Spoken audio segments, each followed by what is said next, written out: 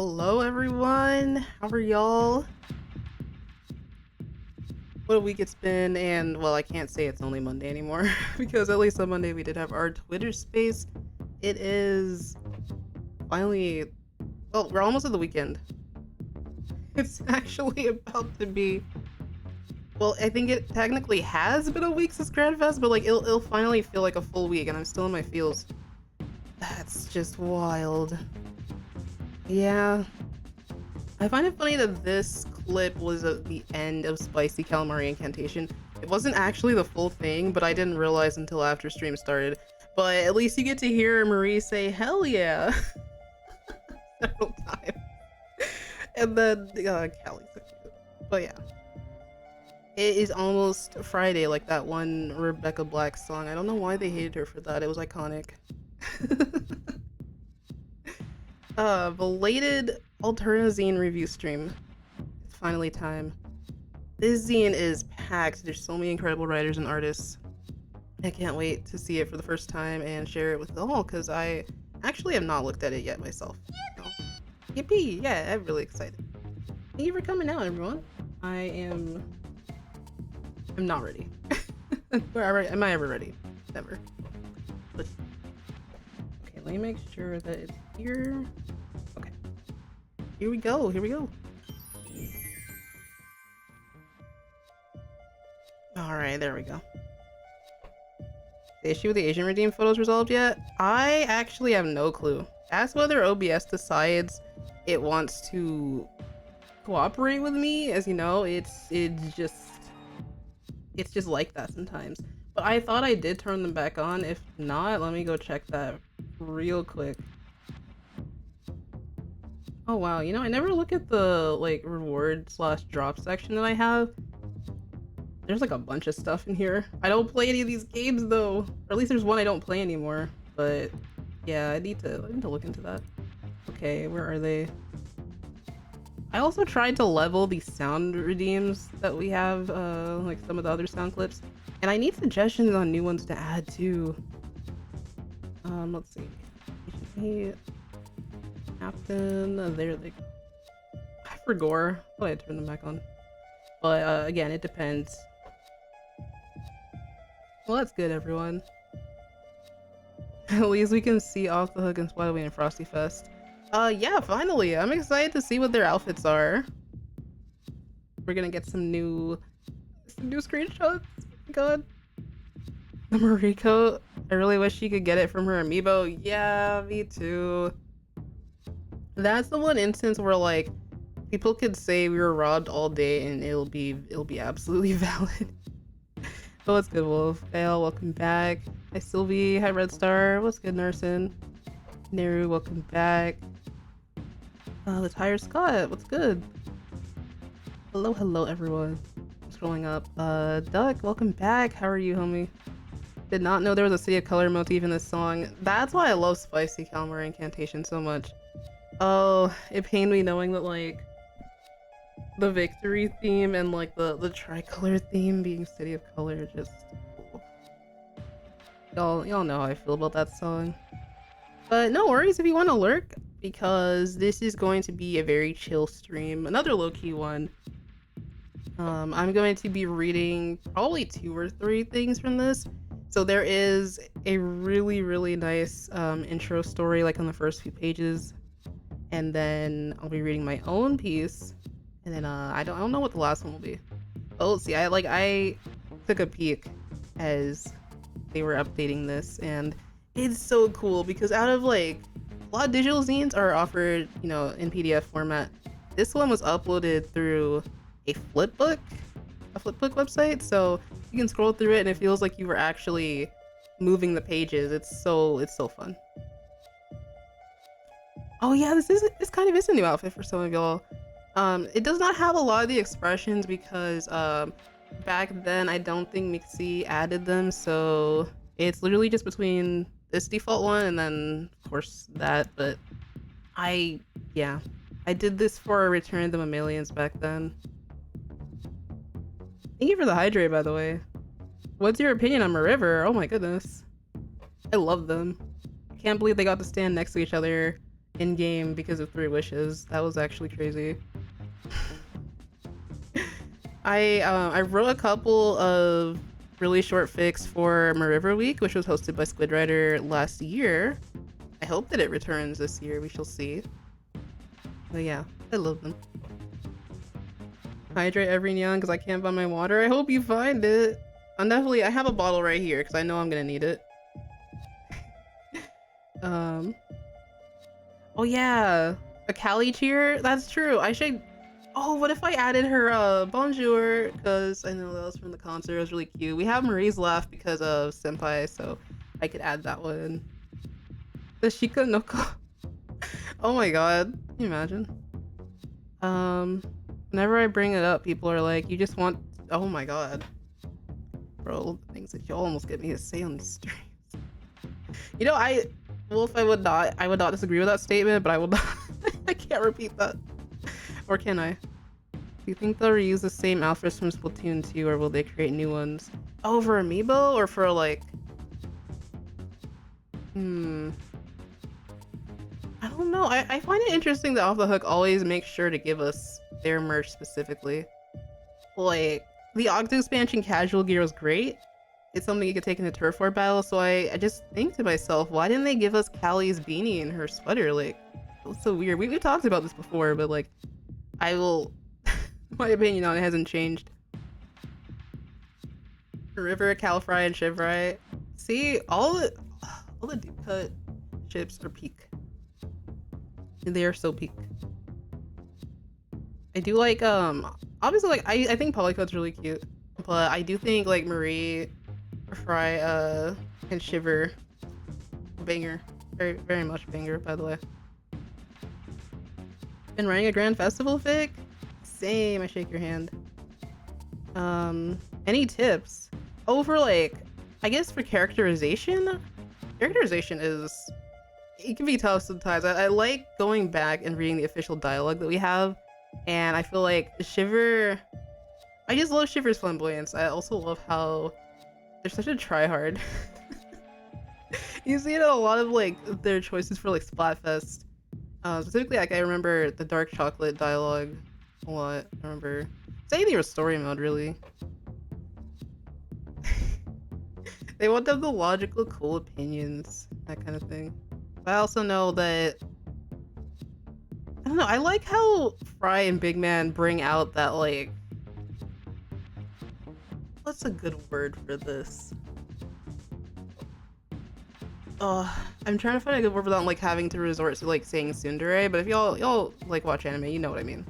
But, like, yeah, those vibes. Like, she cares, but she doesn't want to see like she cares too much, you know? That kind of thing. I like that, my beloved. What's good, Soda? How are you? River fans feasting on literal atoms of food when Marie and Shiver stand next to each other. Bro, it was so good, though. I saw Maya post a video that was I wouldn't have noticed unless you only have like a few seconds to see it, but apparently, I guess it's because who's singing in the intro at the time, they're like out of sync with everyone else, but it's fine. Filled up my water right before the stream. Good, awesome. Heartbreaking reveal my girl is French. No, Callie, I don't think Callie is they did it because they were like having the show at Japan Expo in France. I think that's the only reason they did that. Because they had the art piece of them in front of the Eiffel Tower. We could have gotten Callie's Kante Octo gear or Marie's kimono. Oh, I know the possibilities. Holly could ex Marie, but she's like a stray cat in their relationship. Oh my god. Your mind though. Because I see that in a lot of fics and I'm like, I'm eating it up every time actually. It's so good. Thanks for giving back the channel points. Oh, no problem. Yeah, because I didn't even know that was redeemed. I guess because chat was like going by too fast and I was trying to read as much as I could. So yeah. Tsunderes are so cool until you call them tsunderes. That is also true. Oh, I feel that, Soda. Yeah, it's been a rough week. Honestly, I talked about this in my post that I made, the one that I read during the space. I did not cry until the day after everything. Like, most people saw Three Wishes and they started the waterworks immediately, bro. It was not happening for me. I don't know what it was. I think I was just in sheer shock of everything. And despite like being on the game as much as possible, I still feel like I didn't play enough Splatfest itself. Like, I just wanted to watch them perform. And the crazy thing is, they were gonna give us the venue right after it ended. So I feel kind of goofy, you know? Like, I should have played more Splatfest and more Tricolor in general. But I hope they do something for the 3rd anniversary, you know, so there's at least another opportunity, you know? Yeah, I hope you feel better soon, though, Soda. Yo, Taco Cola, what's good? What's up? Agent 4 is here, bro. We're never seeing Agent 4 again. We're never seeing them until there's another DLC or another game. It's a wrap, bro. I don't know at this point. Unless we get some random art, that's the last of them at this point. That's how I feel. But I want to be proven wrong, though, you know? My spine was flopping during 3 Wishes, but day 3 is when I cried. That is such a funny sentence. Hope we see her in Splatoon 4 because it's her game. Oh my god, it's literally her number. You know, that would be the funniest thing ever, actually. God.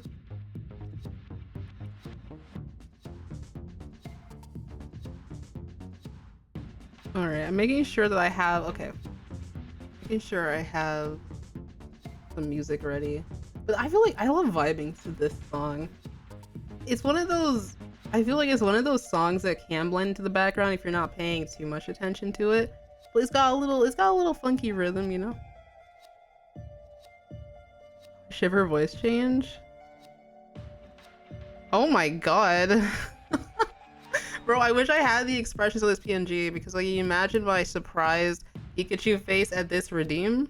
Oh my god. Where are they? Do I have them here? Oh, I don't have my... Bro, the idle PNGs are literally on the other scene. I have this Marie gif. Oh my god, it's like she's vibing to the music. Oh, that is so... Oh, that's silly. I thought I have them over here, but I'll just have to... You're gonna have to be jump scared by them. Clearly, there's somewhere... I don't know what it's called. Oh my god. She is there, alright. Look at them. I wish there was a scroll wheel function for making images smaller. It feels like it takes forever. OBS, please. I don't know if that's in the new one. It probably isn't, but I don't have it. That's... What a redeem. Shiver jump scare. Yeah, it's gonna be like that because I have the PNGs like to transition in on the other screen, not this one. Give me a second. What's the Marie one called again? Not that one. That's the gift. Wait, which one is it? Oh, it's this one. Another jump scare. Not as much though. Why is she so small? Hold on. Okay. Cool. You know what this is referencing? No, I do not. But I can imagine, like, it's just extremely bass boosted or whatever. Oh god. When I saw one of the Kellogg gear reveals and it had her gear in it, I was like, thank you, Nintendo, for the crumbs. Real. Less large, but still bigger than average Marie. He's very tall. I feel like Shiver is... I love that when you have all the idols lined up together. I don't know where that image is, but it was posted some time ago. When you line up all the idols next to each other, Shiver is like... Shiver and Pearl are the shortest. Of course, everyone's taller than Pearl, but like, I just find it cute because for the longest, I've always just thought, oh man, Octolings are taller than everyone. Given like Marina's just like super tall. So yeah, I find the height difference cute.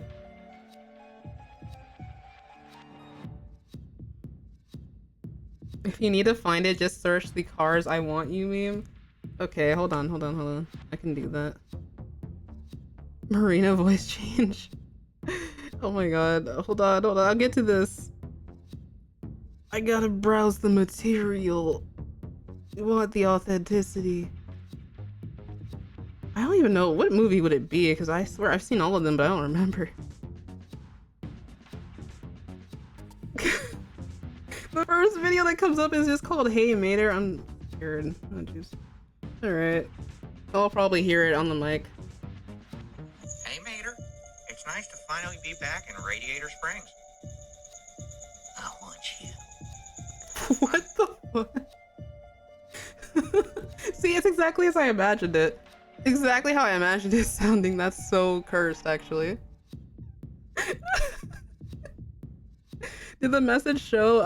Let me see. Gael, it did not post your text with it, so you're gonna have to repost it, bro. Marina likes to feel small, but Shiver likes to feel tall. The Octoling spectrum. Hey, what's good, Sammy? I definitely agree. I love how, like, the whole time, like, inside order, Marina's just, like, in the elevator corner. Such an octopus thing. The shoes boost the height, yeah. Yeah, the message didn't show, Gael. I don't see it. Marie's expression on screen looks so beautiful and charming and lovely and tender and... Exactly. What a gentleman. Look at her. Oh my god, the Tomorrow Nostalgia Today pose is like, it literally is almost like this. But I was like, I was trying to wrap my head, how do you, English? I was trying to like wrap my head around like how she brings her arm all the way around her elbow. Like, okay, okay, chat. hold on, not tweaking. I have to show what I'm talking about now because it makes no sense. And I haven't done the redeem yet, but hold on. This is a prime example here. So does art.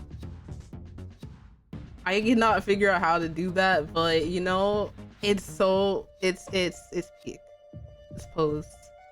But you absolutely cooked once again, Soda. This is beautiful. I love them. Yippee! Yeah, it's so cool.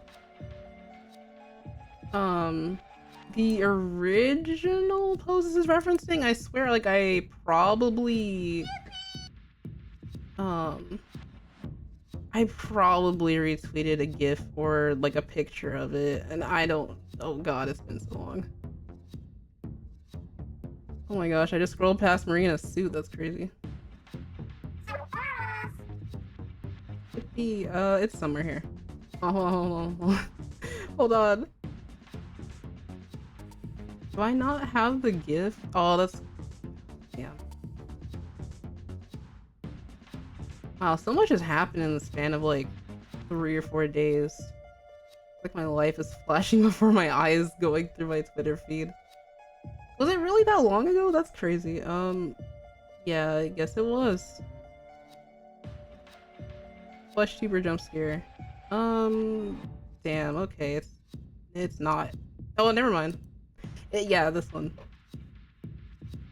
English is hard, yeah.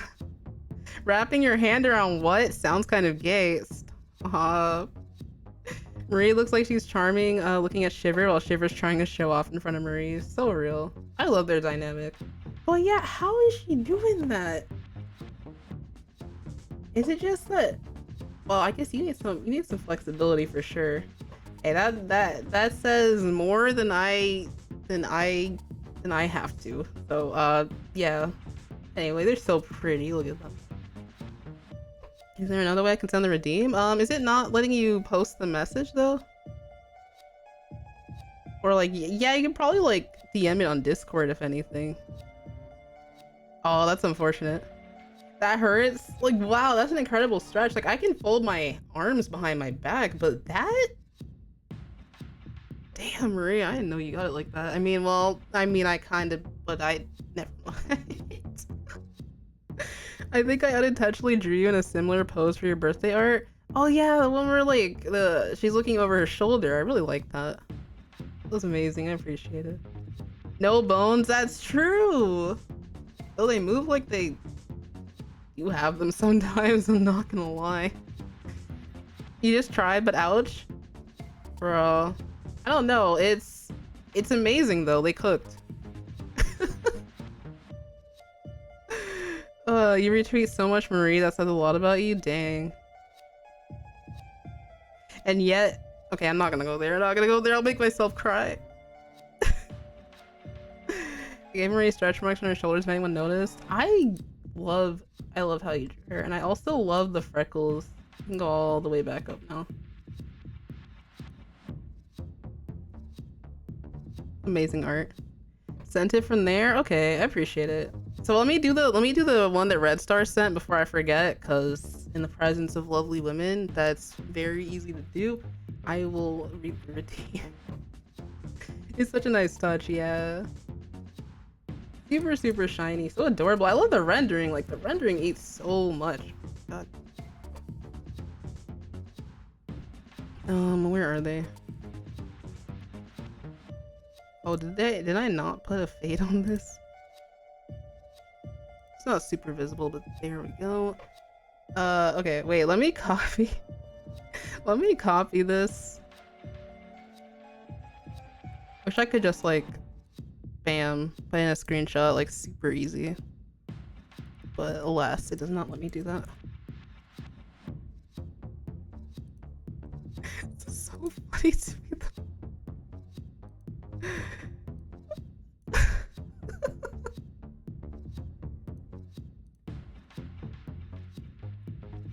Oh my god, Callie watching in the background. Okay, I'm gonna try to do this without laughing. I'm sorry. I'm sorry if it's scuffed. Oh god.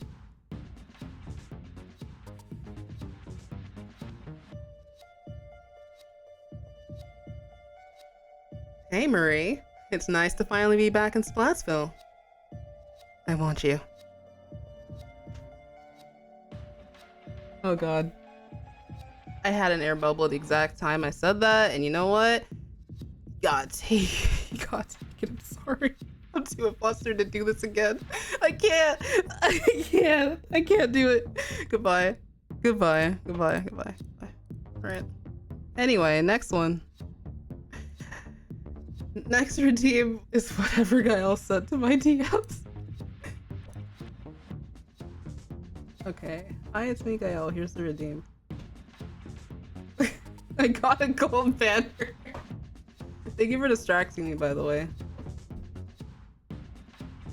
Let's see. This is a... Oh! Does this have anything to do with the tweet that I made, recently? About the... I wonder if it can fit on screen. The one of the...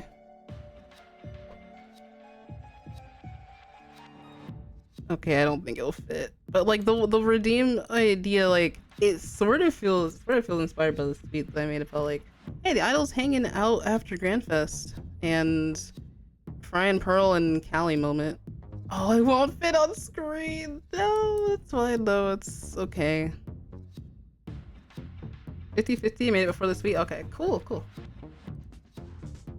right. I have no PNG for Fry though. I'm so sorry. But it was put under Marina, which surprisingly I also don't have. They're not on the screen, bro. All right, Shiver, can you just be there for emotional support? So this is between Fry, Marina, and Shiver though.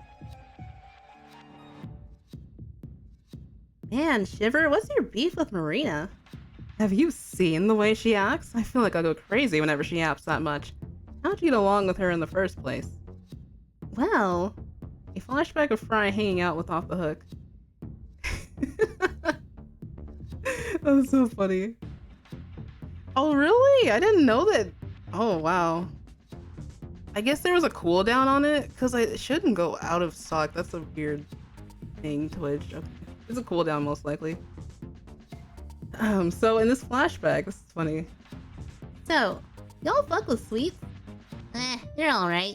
I kinda prefer spicy foods more. Are you kidding? I love sweets. Everything about them is, well, sweet. Well, did you hear about a certain sweet buffet that opened? Really? We should go there right now. Did we just become friends? Yeah, cool. Can I have my wife back now? And a flashback. And then we just kind of hit it off from there. Oh, Fry, what am I gonna do with you? And that's the script.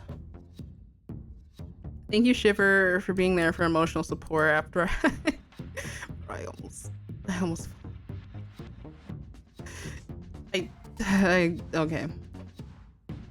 Nice. Do we have a... Hold on. Oh my god, how did the bots find this chat? Goodbye. Yo, what's good, Radio Demon? We are chilling for the most part. Marina and Fry, yeah, I honestly love the I love the potential for dynamics with all these characters. Like, this can't be the last of Now or Never 7 that we see. But there is a lot of talk on my timeline about people saying I don't know why. It's like a small group of people, I'd say, but I am starting to see it a bit more. I guess specifically now that past one, people are worried, like, well, they're not gonna change anything about the game. But I'm like, there's plenty of places from the past that we haven't seen yet that would be new to us. But, you know, unironically, the Squid Sisters artwork, when I think about it, it was newer than every other group, because, like, for Deep Cut, for Off the Hook, we've all seen them performing. Like, it wasn't anything groundbreaking. It wasn't anything, it wasn't really anything that we haven't seen before. It wasn't like a new scene. But the Squid Sisters had the setting, they had the storytelling. We've only seen them as little babies at the folk festival, but this was like another point in their life that had never been illustrated before. It was giving, you know what I'm saying? So, if anything, getting more backstory, getting more like past stories, I don't see that as a bad thing. I just kind of worry that people wanted to get rid of these characters already. And then, I guess on the other hand, you have people who were like, well, Deep Cut probably should be the new idols again, or they didn't get enough this game. And that's exactly why we need their backstory, that kind of thing. Let me go to Calamari County. Yeah, they were taking the train to Inkopolis from Calamari County. Like, ah, that's so good, bro. The art, I think about it so much. I can't find that one video anymore of Fry saying they're eating. I never saw that, but I believe it. I'll believe. Okay, back to Utopia of yesterday though. So they launched the full completed project on September 9th. So it was a celebration for Splatoon 3's 2nd anniversary. Timing couldn't have been better. This is the pinned tweet when you head over to, it's literally just at Alterna Zine, so pretty easy to find, and everything again is available for free because it's a free digital zine. It's amazing collaboration. The fact that it's like 200 plus pages, and that's not even counting the credits in there. Mount Nantai? Oh yeah, it'd be so cool to see it. See that illustrated? I know it's like really close to Pearl's Mansion because they gave us that map. Why do I feel a little bit embarrassed from sending that redeem? Done this song and dance multiple times already. I still feel embarrassed reading some of them sometimes. I'm sorry. It's a performance anxiety. That's all it is. That's like, you know. The autism spectrum. Bruh. 7 and 3 specifically are very special numbers. I'd be so sad if the devs didn't expand on it. 3 shows up so much in life itself. It's incredible. It really does though. Yeah. Okay, here's my massive copium before we get into this. Or is it hopium? It's fine. It is massive hopium instead. I really want them to do something for Splatoon's 10th anniversary. I don't know if something for the 10th anniversary is more likely than them celebrating Splatoon 3's 3rd anniversary, because Summer Nights is gonna be the last seasonal fest that we get. We're gonna have a Summer Nights 2025, which, God bless, Marie's Wolf Cut will return. Uh, that is still, it's like, it is fairly close to September. Did they decide to throw something in to celebrate 3? Because by then, we'll know. We'll know when the new Switch is going to launch. We'll probably have seen it. We'll probably have seen it, like, literally halfway through next year. If not, well, they didn't do a direct this September like they normally do. If we don't see the new Switch by the end of this year, we're definitely seeing it around one of those seasonal fests. But my massive hope is that they do something that no one's expecting to really close things out. And then Deep Cut gets their thank you art finally that we haven't seen yet. My thing is, I think they don't want Splatfest. They don't want to end Splatfest like they did in Splatoon 2 and have the reruns, and then it feels like, oh, well, they never specified why they're doing the reruns. This time, they told us ahead of time, like, yeah, we have scheduled content still planned. They didn't just like drop it on us out of nowhere. What are we doing? Splat 4 releases on the same day Splat 1 came out? Oh my god, could you imagine? Imagine, I need something to release close to my birthday. I feel like there's been nothing in August. You had literally May, June, July. Please. Please let me feel special. I don't know. 10th anniversary of Splatoon, they announced Splatoon 1 port for the Switch or another DLC with Agent 4. That would be interesting, but I hope there's also an anime. They did Grand Festival, so who says yeah. Hey, what's good, Superstar? How are you? Welcome on in. 10th anniversary World Tour concert? Oh my god, imagine them bringing the hologram live shows to specific states. I will die. Actually, yeah, like if they did that over an anime announcement and they just dropped that at some other point, I would not. I could not complain. Oh, I do love, how do you say that? Bofix? I love their art. What if we get dropped into the POV of both Octarians and Inklings in the Great Turf War, or something like BF1, which I don't know what that stands for, War Stories? Oh, see, that would be interesting as like I think having it as like a game segment or like a cutscene or a flashback or something, but I don't really know. Like my worry is like how would they like, whose perspective would it be? Like what character is experiencing this? Or is it completely new characters? These characters meet the ancestors of our like current characters. That's why people want it to be that far back instead of like incorporating our current characters somehow. I don't know. It's tough. Like if y'all give me your pitches for it, I'll be like, okay, sure, this makes sense. But no one really has a pitch for it. They just like throw out the hypothetical without really fleshing it out, and I turn my head and I'm like, what is it exactly that you guys want, you know? So it depends. Trying to get that side order badge, wish me luck. You got this. You can do it, I believe.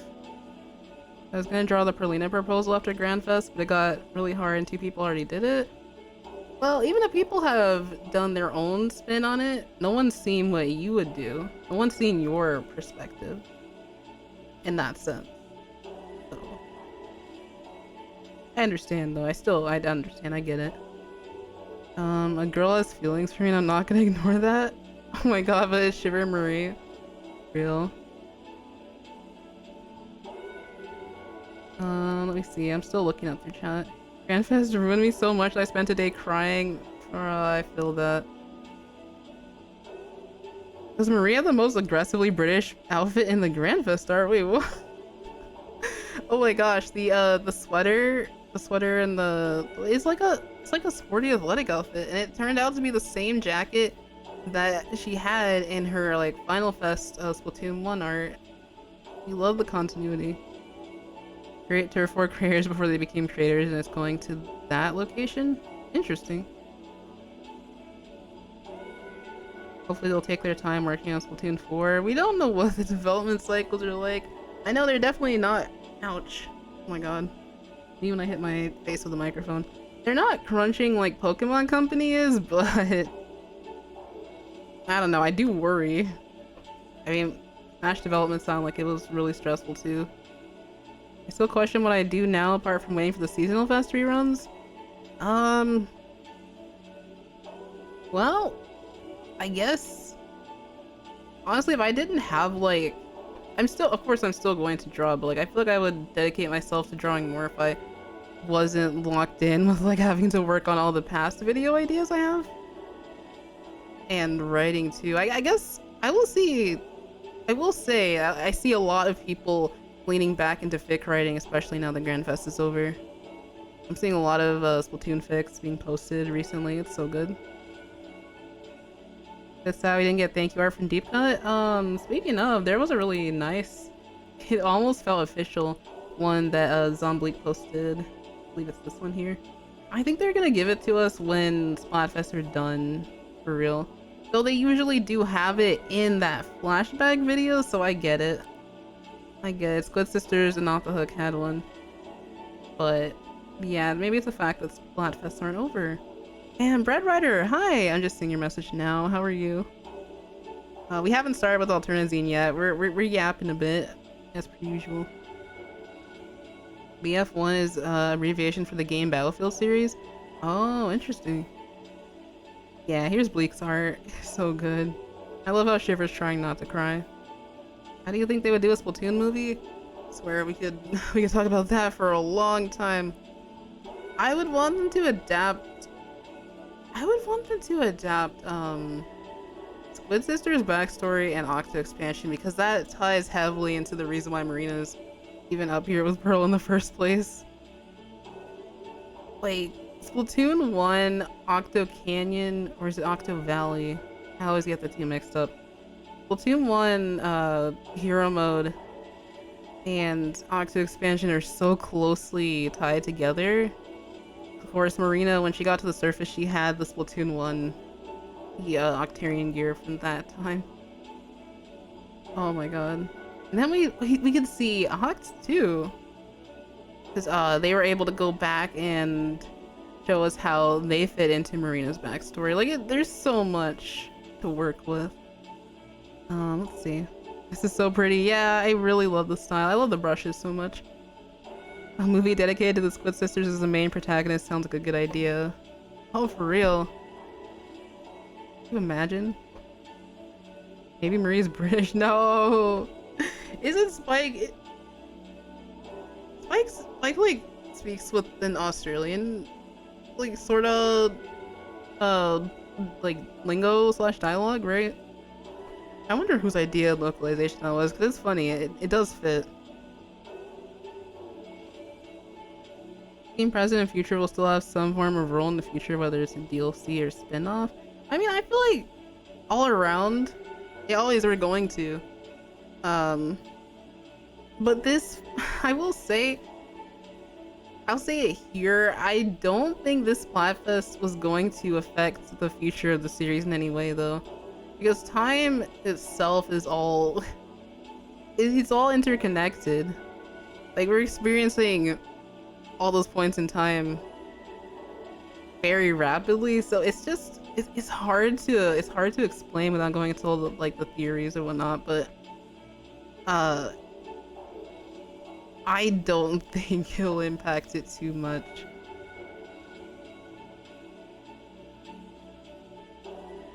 It's one of those things I feel like I want to keep writing about it because it's genuinely so interesting. They also were able to revisit like past versus future on Splatoon 1, and that theme back then was more so, would you want to visit the past or the future? Based on the art, like they had the dinosaurs for past, and then for future they had like a futuristic city with flying cars. But this time it wasn't really about like, where do you want to go if you had a time machine? You feel me? 2027, we're finally shown the cast of the Splatoon movie. Why? Why is Chris Pratt mentioned? Hello? Oh no. British. No. Pearl is more than likely going to be 30 plus in the next game, which is crazy. Honestly, I love that. I love these characters are aging with us.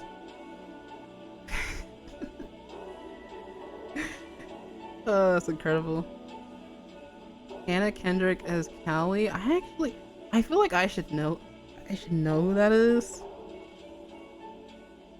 Chris Pratt was a Mario movie only thing. Let me look up who this is. Name sounds familiar. I've probably seen her face before. Oh, apparently she's a voice actor in the Trolls movie. I have not seen her face before. Okay, that's interesting. Canonically, our player characters from Splatoon 1 are now 23. Isn't that so amazing? Yeah, we were in space, and I remember Superstar and quite a few other people were saying, yeah, you know, I was the same age as the Inklings slash Oxlings getting the game. Like, what an experience that must be. I know I was 21 when Splatoon 1 came out. Oh, that's insane. When this game turns 10, oh wow. I can say safely, like, this is one of the only franchises I have, like, in some extent grown up with. So it's so how do I experience, like, not experience, how do I express this emotion? Or like, how do you probably experience it? Like, I'm just like, it's just hitting me in the face. I can't even fight back. Can't fight back. What do I do? What do I do? For once I didn't come into Yume simping for Marie Cuttlefish despite having her fit on. Isn't that the ultimate, like, expression of love? Don't at me. What's good? Hi, Bestie. Hi, Azir. The characters' designs was slightly altered to show their age. They really started to do that just a little bit. The proportions in Splatoon 3 are far better than the past couple of games because people will put them side by side and be like, oh my gosh, you know, I kind of miss when they looked like this, and you just see they're like, well, they look like chibi bobbleheads. I think we've come so far. I say it with love though, because honestly, like, that was the beginning, you know? You're a kid now, you're an adult now. Don't make me cry. Next year, yeah, it's literally almost here. It just makes me think that I really need to lock in and finish these projects that I've had on the back burner since forever. And also get around to some of the stuff that y'all haven't even seen yet. Stuff that I don't even talk about that I've wanted to do for so long. Oh, that's wild. How did this happen? Yeah, how did we get here? What really did happen? Splatoon 3's proportions are a lot more natural. Yeah. Where can I read the Marific? Oh wait, the river ones that I spoke of. Okay, so fun fact. Oh, peak art, by the way. From Bleak. If you go to my Twitter, go to @yumeparadox, you can find this link in my bio, and it's literally just yumeparadox.com. And if you click this flashbang, oh god, click this, you can find all of my links to different sites, a variety of different places where you can find me. I have some videos from the Yume Studio voice acting channel, but if you scroll around, I recently added my Tumblr blog, which is where I posted my Grandfest recollections, and the screenshots were posted to Twitter. But you can find my archive of our own profile. Oh, it's so bright. We've been looking at a black screen this whole time. Oh god. I think, okay, yeah, most recent thing I posted was my Alterna Zine story. I need to see when I'll be able to post my Fryzine stuff. I have 2 fics that were done for prompts of River Week 2023. We have Tender Words at Moonset, and we have Sweet Sentimental Merriment. And yeah. Oh my gosh. It's almost 4K words worth of River. Let's go. The website helped me find references when I was drawing your Squid Sona for your birthday. Yeah, I'm glad. There's a section there. You're wearing Marie's clothes. How many chapters of your fanfic did I miss? I haven't worked on that since Grandfest started. The OCX canon thing. I'm also kind of distraught because, you know, I didn't get to play for Team Pass as much. You know, it's one of those things, right? If y'all really do, well, I mean, it wouldn't be fair to not complete something I started on stream. If y'all really want to see it, I will get back to work. Go back to the website. So yeah, there's an About Me section. That's like all my links on the first page. There's an About Me section that like has my character backstory ever. Here's all the artwork that I have up here. So amazing, amazing stuff. I'm glad I could link to the actual Twitter post. Has some art by Ryder too. We have the stream starting soon art. So this one was done by Inioli. They're super cool. And also a reference sheet for my future VTuber design. God, it's been 2 years since that was done. Time will really just fly like no one's business. But yeah, that's all. That's all for that.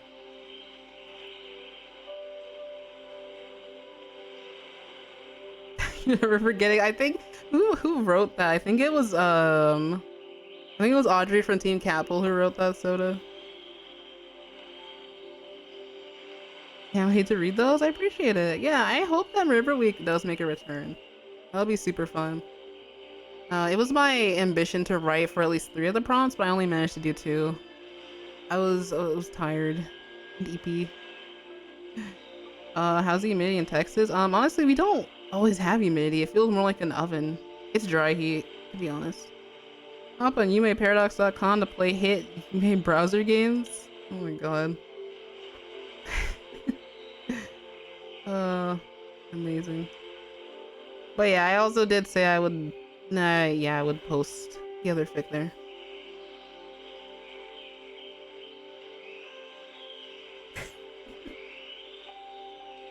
Oh god.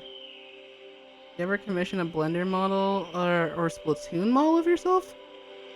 I never thought about it. Like people have made they've like made modded versions of my character and like SFM and stuff. I never really thought about it too much. I was always just fine with like commissioning people for like regular 2D illustrations. It depends. Alrighty. So are we ready? Are we ready? Are we ready to check out the zine? I can't believe, like I said, let me go ahead and sip this water. Time will fly like no one's business because it's already been almost an hour. That's wild.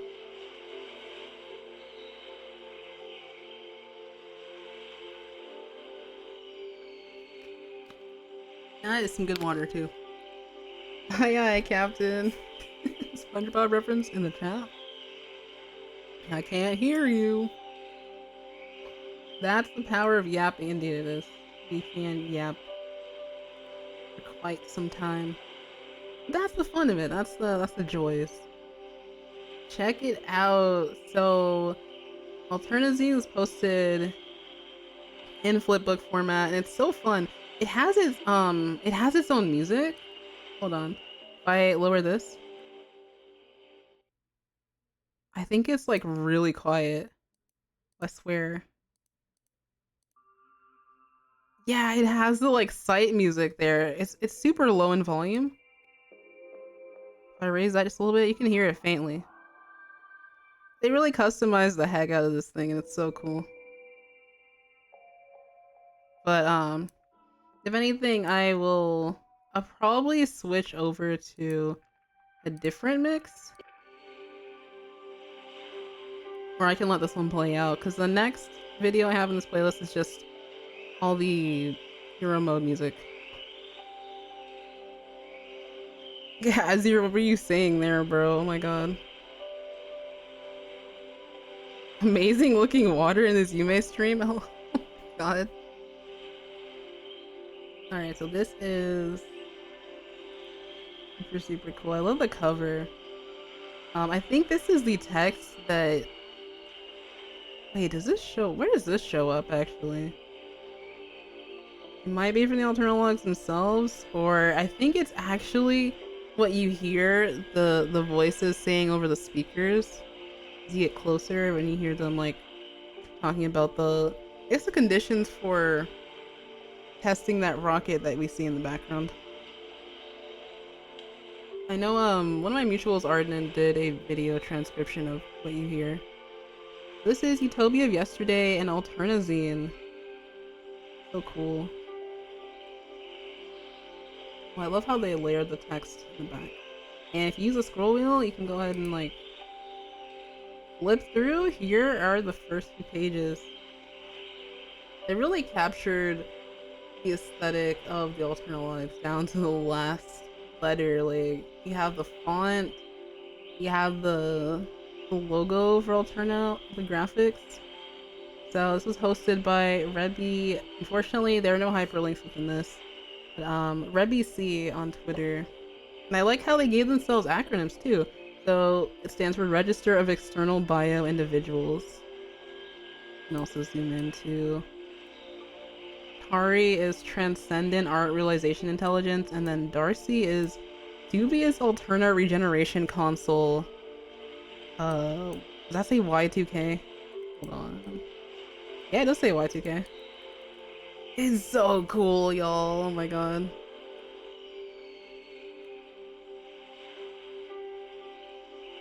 Darcy Amphibia reference? I still need to watch that. I have not watched it yet.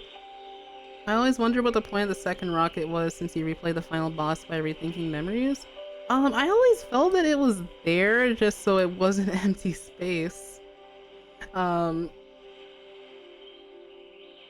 Yeah, because Callie, yeah, once you finish the story mode for the first time, Callie will be like, well, there's another rocket. There's a lot of unanswered questions in Splatoon. I didn't think about it too hard, but I was like, where did that come from? The other one that you've seen has been there ever since, like...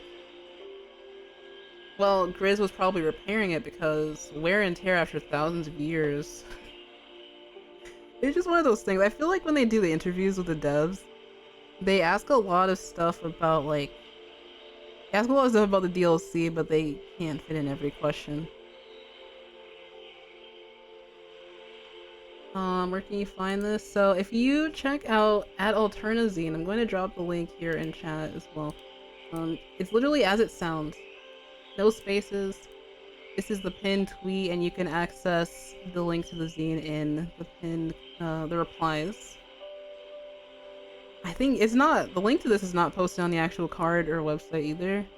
But there is no PDF as far as I'm concerned. Like, I'll have to go and ask the mods. But yeah, there's no PDF version yet. This is the only place to access it. They might eventually do that, but hopefully. Let's see. That's, oh my god, I posted not the Twitter links. This is so terrible. And here is the zine as well.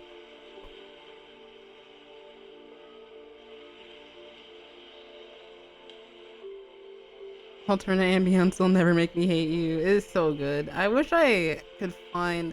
I'm pretty sure this channel might have it as well, but the other one that's more like a classical piano sound when you're entering some of the other missions. Hey, don't give up, Blue Lightning. You'll get it eventually.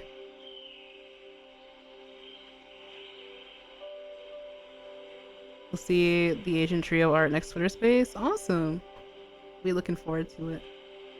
Okay, let me close some of these other tabs. I like these sounds so much though. It reminds me again of like the Shifty Station ones that Marina had. Like she got so much inspiration, potentially. Oh, I certainly hope so, Soda. I was so devastated to hear what happened. Soothing, but with a hint of ominous to them. Real. Okay. So let's go on through the next couple of pages. So there's going to be a story that I want to read at the start. So that one I think is by Octo Rory. It takes a while to get to the credits. And the one interesting thing I noticed about this is that usually with zines, the Like, you have to look at the end credits at the back of the book to see who drew what, because there'll be the person's username, their icon, and a like brief snapshot of the piece they worked on, so you know who did what. But for stories, I think it was different here. They don't list the author name, so you have to go by, okay, which page was which, and you'll find out who did what. Yeah, this was a lot of work to put together. I saw everyone in the server just honestly burning the midnight oil. Super, super impressive.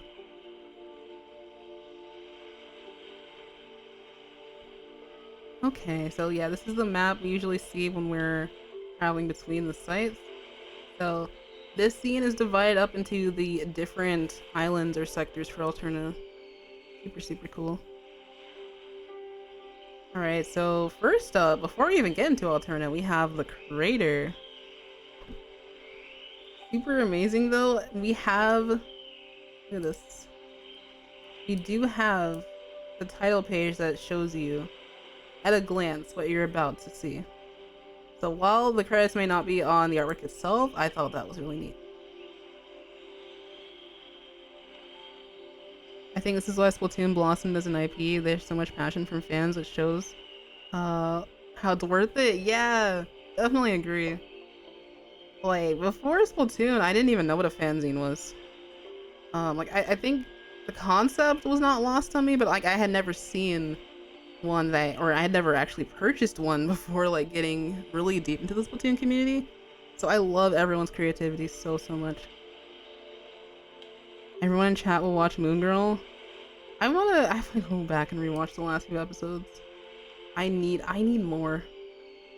Alright, I need to make sure to scrolling down is going forward. So we're gonna read The Crater by Octorori, and we're gonna look at some of the other pieces. So everyone got to do a level, so to speak. That's how they sorted it out, and then the final boss is usually like, I think an art piece or a story and art piece collab. I didn't know about a fanzine until last year when I learned about it from you. Oh, I'm so appreciative though. What is this? Whoa, what is that? What is Splatoon JP just post? It's new art, but I don't know if it's ranked. Wait, hold on, break. You gotta break, hold on. What did they just post, bro? It's new art, and I'm like, what? Hey yo, what is this? Oh, it's a tournament.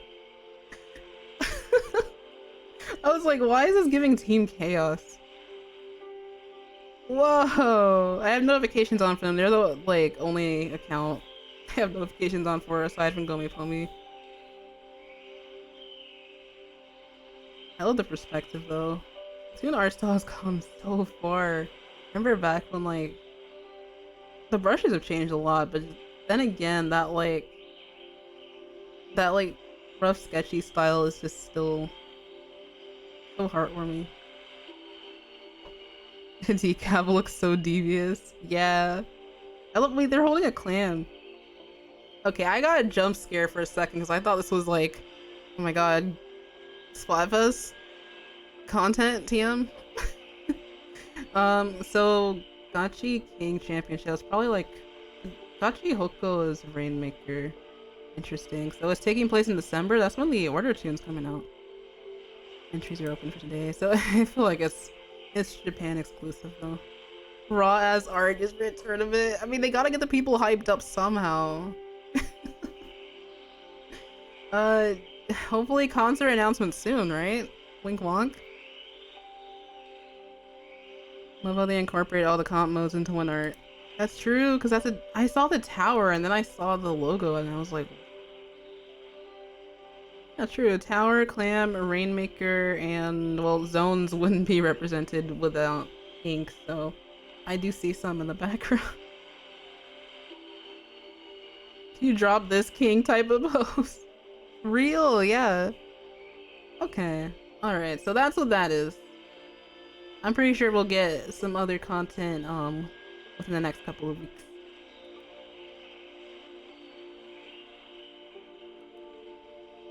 Alright, so we are still in the first part here. We are at Crater, so I'm gonna zoom in and we're gonna start reading. I think let me go ahead and change the music since we're almost through with that one.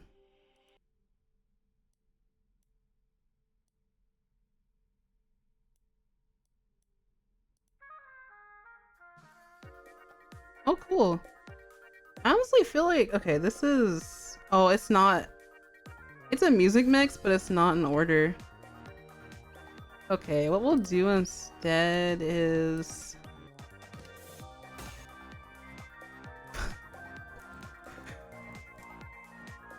I will find music that matches the actual site because I feel like that would make sense. Raider Aiders routine, I love those so much though. I just love that one. Let's see, is this what we're looking for? Uh, I love the vibes, but no. Fins in the Air Grand Festival live remix. My god. The actual background music for the creator is not here anymore. I swear I like listened to it one time we were like reading writer's story. Does it not exist? Oh, it got booted off. It got yeet deleted. It's gotta be there somewhere. The Goofy Delay Llama song is yes. Honestly, I was jamming out when I first heard it. I was like, "Oh, we're doing this now." Oh, it doesn't exist on here anymore. No, this is why you gotta. Sometimes it's why you just gotta like download your favorite videos. Sometimes, not saying it was my favorite, but like the sentiment still stands because the background music you hear when you're above ground in the crater is not here anymore. Zam. It's literally just that. Aqua Sonic. Oh my god. It would have showed up by now. All right. Okay. We'll play the other video. It's okay. Unless. Oh, that was literally the music.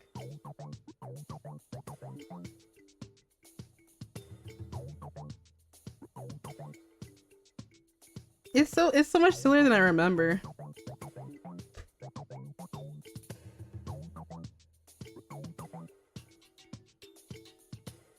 Bro, tell me why I just got a notification on my why that's so random to happen in the middle of stream. I got a notification literally on I think it's ironic though because I just like talked about my AO3 or my archive of our own profile and it was literally just a comment that said like on the story like I got a notification for that said I see Marina and Pearl as friends but I would accept them as bisexual.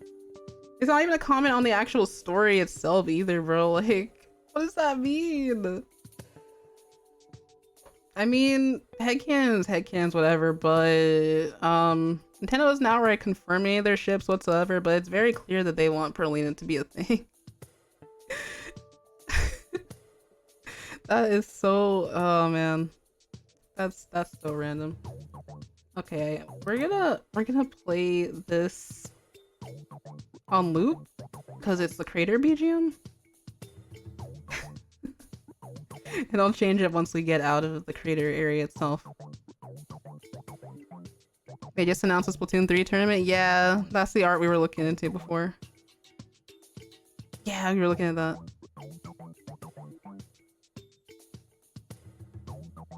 That's so... This music is so silly and sillier than I remember.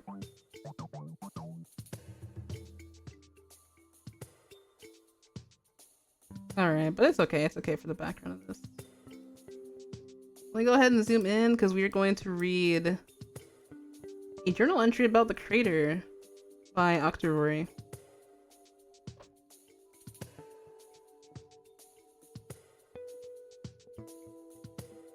Random Perlina prediction. Nintendo is going to release a seemingly normal calendar with a bunch of their characters on it.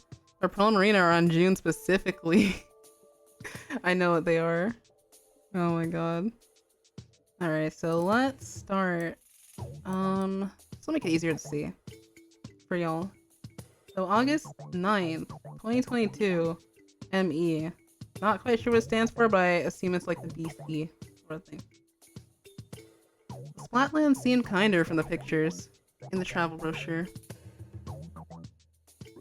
I've hardly been here a month, and despite how little time it's been, I can't see things getting much better. Renting an apartment in Splatsville isn't much cheaper than one in Inkopolis, and the only added bonus is the view. My neighbors are nice enough, though most of them seem to be self-proclaimed idols who belt out Squid Sisters songs until the sun comes up. At least I have their mediocre vocals to remind me of home, and their unsolicited advice to keep me busy while I try to find my way in this new place. The girl who lives a few doors down came over with a welcome basket a couple days ago. It was nothing special, just a store-bought pie and a couple good places to eat circled on a map. But she'd outlined a place on the outskirts of the Splatlands too, and in a different color no less. The crater, she said it was. ME stands for Mollusk Era? Oh, I like that. Is Marie talking? It can be if you wish. If that is what you wish. Oh yeah, Soda, it's kind of finicky, but you usually have to type the @ symbol and then a bit of, I think a bit of the person's username that you want to speak to. That's how you can reply on here. It's a little bit easier on PC, yeah. Alright. Where were we? The crater, she said it was. According to her, it was a good place for treasure hunting. Maybe even the best in the area. At that point, I had no clue what she was talking about, and was just about ready to make up an excuse for her to leave. But I hadn't been in the city for long, and I'd been having enough difficulties making friends as it was. If I couldn't even get along with my own neighbors, I might as well have labeled myself a lost cause then and there, and gone back to Inkopolis. So I sucked it up and asked her to tell me everything she knew about treasure hunting, and what that upside-down tower I'd seen from the train on my way into the city had to do with it. It should have been obvious that she was crazy, but still, she piqued my interest. The way she put it made the idea sound so convincing that there could possibly be treasure buried in the dunes outside the city, free for the taking. In hindsight, the whole thing was a bad idea. Horrible, even. Exploring abandoned ruins was as far from turf war as it got, and getting injured without a spawner to return to was surely a death sentence. But, then again, the promise of treasure was enticing enough to make me almost as insane as my neighbors appeared to be. It was a few days after that conversation when my curiosity reached a head. I had been trying to distract myself with whatever I could, but I found little luck. Between continuing to unpack my belongings, decorating my apartment, exploring the city, and picking up extra shifts at Grisco, I thought I'd made myself busy enough. Putting together a bit of pocket money was something I had to do anyway, and so was making my apartment into a place I could call home.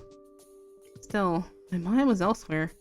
I just couldn't shake the feeling that I was missing out on something big. Alright, let me take a break.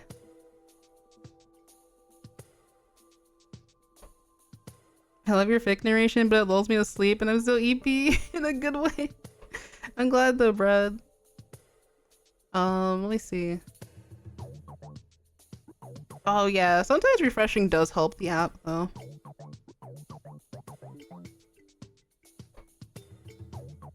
Oh, I appreciate it. How do I say the first part of your name? Cryptid, I appreciate it. I need to do some more narrations though. I need to practice. What I would do, honestly, I did a lot of this last year. I would practice reading out loud, and I noticed that since I haven't done that as frequently, it's a lot easier for me to get tongue-tied. Me when I have to lock in on like 50 different things. But this is practice too. This too is practice. Pisces like the zodiac? Oh, so Piscean cryptid. Cool. Maybe. I remember that, Narsen. Yeah. I do like the chill streams. I think the last fic reading I did, well, technically it does the OCX canon count, but the last one I did was also the Alterna Zine fic reading. Pisces of Cryptid Either's good. Okay, cool. Alright, let's continue on. Everything around me spelled chaos, from the graffiti on the sides of the city buildings and the upside-down tower rising above the skyline, to the lax nature of the local idols, who seemed to go about their jobs a lot differently than the stars in Nigopolis. I'd come to the Splatlands in the first place for a fresh start, and more stability than I'd had before, but it turned out that Splatsville was built on going with the flow. To my surprise, the first thing I truly learned in moving here was that I desperately needed to loosen up. Browsing the shelves of the local Macro Mart whenever I got bored just wasn't going to cut it anymore. Getting someone to cover a few of my Grisco shifts was easier than I thought. All I had to do was find some kid in the city center who was even more lost than me, which wasn't hard in such a big city. I managed to track down one who was staring endlessly into the depths of a sewer grate, mumbling about having seen someone go inside. It might have just been their confused state, or the fact that their backpack had air holes in it and seemed to move all on its own, but they accepted my offer before I'd finished speaking. Lucky for me, I didn't even have to pull out the food tickets I brought as bait. A quick train ride later, and I was in the middle of the desert. I had done my best to dress for the occasion, but I couldn't help but feel nostalgic for the times in Nigopolis when wearing a bracelet around your ankle counted as proper footwear for turf war, without having to shell out precious king salmon and scales. Flip-flops were okay enough, but they didn't quite cut it when pitted against desert sand that had been heated up in the summer sun. At least that upside-down tower appeared close enough, even if every step hurt my feet and my feelings a little. Aw. As it turned out, the tower was not close. Not at all. It took the better part of the morning to feel like I was making even a little bit of progress. And by the time I gave up and sat myself down in the sand to eat lunch, the sun had reached a scorching peak in its path across the sky. You think that this is cuttlefish? Which cuttlefish? Oh my gosh. You think this is like Craig venturing out into the Splatlands? That makes sense, because like the flip-flops, I was like, who else wears those? The Perlina Yumene specifically? Oh yeah, I remember reading that. Oh my gosh. Where did we stop? Okay, right here. The soda I'd brought was lukewarm at best, and flat at worst. Almost disgustingly so, and sand had somehow found its way into the sandwich that I'd spent 10 minutes covering in plastic wrap. Contrary to the weather, things weren't looking so hot. At least one of the more interesting places to look was up, and so I put a hat on to shield myself from the sun, and continued on my way, a bit more refreshed than before. It was around mid-afternoon by the time I reached the crater, and I was beginning to wish I'd invested in a watch. More so, I was beginning to feel the regret settle into the pit of my stomach. Maybe it was my sun-baked lunch not sitting right, or the fact that I spent all day walking on hot sand instead of soaking out the shade playing table turf, and trying to make friends. It's an interesting perspective, because I feel like would Cuttlefish play table turf? Is he even a table turf character that you can battle against? It sounds like a kid like who moved to Splatsville, so I was like, it's interesting, like the different perspectives.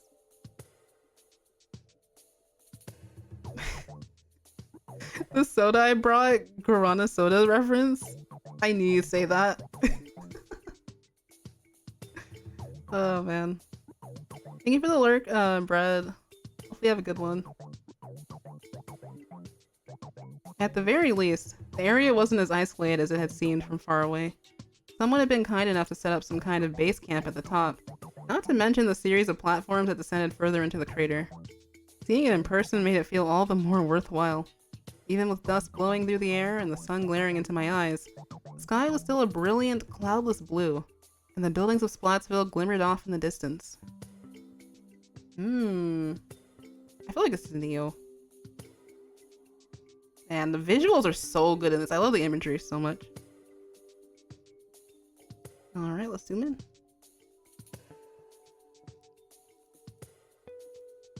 Oop. I cooled off in the camp for a while, cleaning up the tent as thanks and putting a lid on the stew and eggs someone had left out before it got covered in sand. However, I decided to stay in such conditions was brave. Not only for setting furniture up in a place surrounded by caution tape, but for not even bringing a fully enclosed tent. For the time being, I decided to conserve my energy and explore the tower last.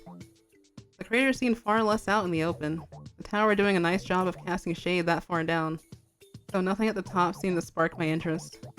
Everywhere I looked, it was stickers, graffiti, and more sand. Except for the odd metal grate placed here and there. Not much seemed to be behind them. Just the wind whistling through empty space and caution tape flapping in the breeze. At the top had been picked clean of treasure already, and I figured I'd probably have better luck at the bottom. I wasn't about to give up and call the day wasted just yet. Descending the crater was a piece of cake compared to the trek to the top. I had a few scares on my way down, the weathered metal creaking and shifting under my weight, but I pulled through. The bottom, however, was a different story. It just felt wrong. Everyone knew the Splatlands were covered in ruins, cars and trucks abandoned in the sand from a long-gone civilization. At the bottom of the crater, it was all ruins. Pieces of metal from the far past draped with trash that had blown over from Splatsville, turning the place into a junkyard for the ages. The concrete seemed to deform under my feet as I walked, more like ooze than any sand, almost as if the ground was meeting me in the middle. Whoa. Oh my god. Movement caught my eye, the flash of pink as something started bubbling up from a crack in the concrete, and I was gone. No tower, no treasure, just the feeling of being watched and like something was just off. Even after taking the time to write about my experience, I'm still not sure if I want to go back out to the Splatlands anytime soon. I'm perfectly content with the city as is, but if there's a mystery, then I sure hope someone solves it before it becomes bigger than all of us. Oh my god. Wait. I think Neo 3 was the one at the grate they gave their shifts to. Wait, so honestly, this sounds like someone... I love how this was written sort of like an urban legend / creepypasta sort of deal. Because this sounds like some... This is not Neo, because I guess Neo would have been like swallowed up into the ground in Alterna. This is someone who probably... Oh, I get it now. Now that I've finished. We were speculating the whole time. Now that I've finished, this is someone who probably came to the camp after Cuttlefish and Neo yeah, after they fought Octavio, so they weren't going to be at the camp because they already fell into Alterna. That's so clever. Oh, and here is our next piece, our first piece. So interesting. Yeah, the narrator can be any character you wish for them to be then, like just a random Splatsville citygoer. The backpack had air holes and seemed to be moving, so you thought Small Fry was in there? Yeah, that's what I thought too. I love how this keeps you guessing. But like you can see the adventure clearly unfolding in your mind because the imagery was so amazing. So yeah, that was written by Octorori. They have Tumblr and Twitter, I believe. So cool. Captain Spotted. Yeah, any citizen of Splatsville, yeah. It's so good.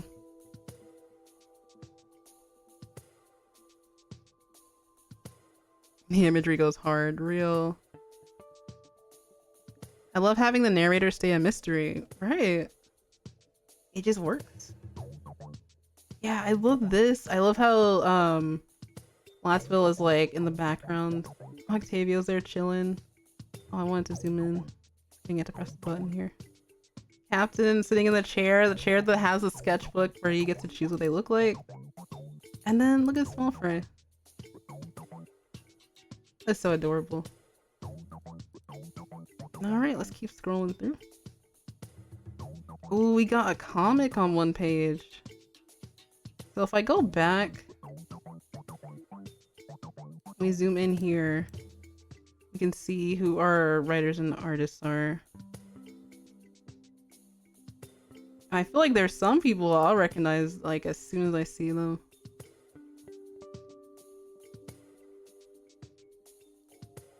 Let's see what this comic says. We love the perspective though. This is like one of the first levels. In Octarian, it's like what Cuttlefish said. Look at his tentacles, they're fuzzy.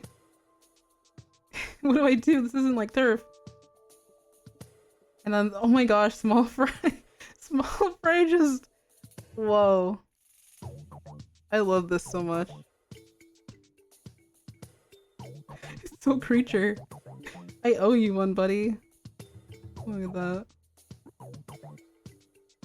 That happened to an inkling or oxling if they touched it. Oh, the fuzzy ooze, as they call it. The expressions are peak, by the way. It really captures the like sheer terror and amazement at the same time of just being thrown into all of this. I always imagine what it's like for every hero mode. Like they pick someone like who clearly knows their way around like turf war and how to use the weapons, but then this is like nothing they've ever seen in their lives before. You just expect it to take it in stride, you know, you just gotta keep it pushing.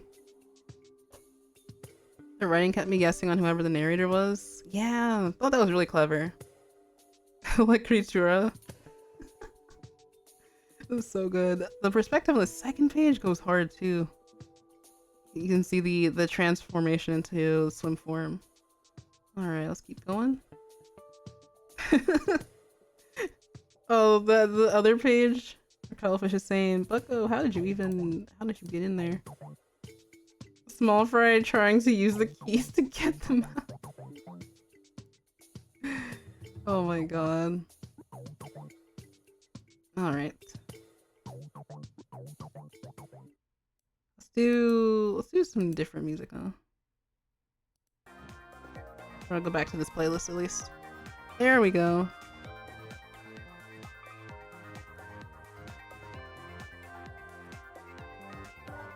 The answer is small, true. When I first read that story, I thought it was Neo 3, but I didn't realize it was intentionally ambiguous. Yeah, you know what? That's the amazing thing about writing.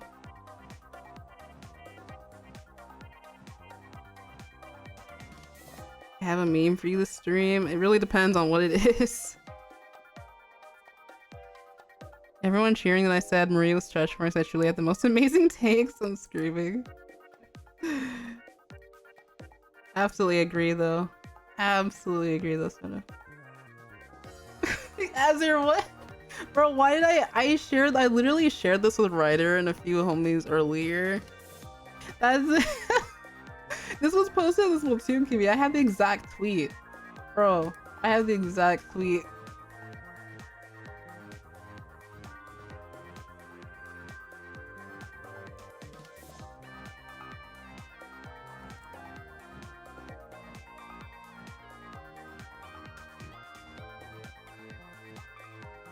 Okay, yeah, now if I have the link, I can open it on stream.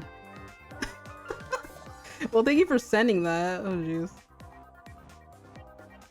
No, hold on, I'm grabbing it. I'm gonna show everyone, don't worry.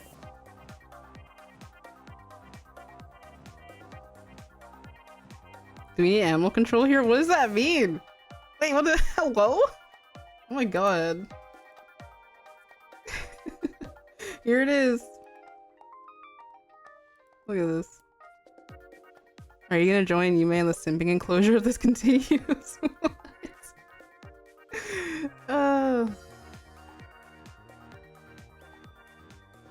Hey, take it easy, Azir. Hopefully you get that poster. They look so cool. So this says, oh my gosh, Marie just DM'd me.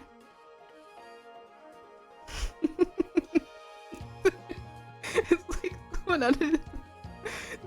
I like how you can do Twitter voice calls, which is kind of terrifying, but definitely Marie. The Splatoon 1 icon. I'll do my best here. It reminds me of oh my god, it reminds me of this TikTok audio that's like, hey, it's me, Shiver from Splatoon 3. I think that's the gist of it. People are already selling them on eBay? Jeez. Oh no. I would repeat my initial response to this, but I don't think that's wise. I know. I know. I'll do my best. Let's see. Hi, it's Marie from the Split Sisters. Yeah, Lenny, Mana, Mina Kira Hira, Judy, Yamina Kiraso. Send me $200 and a cigarette.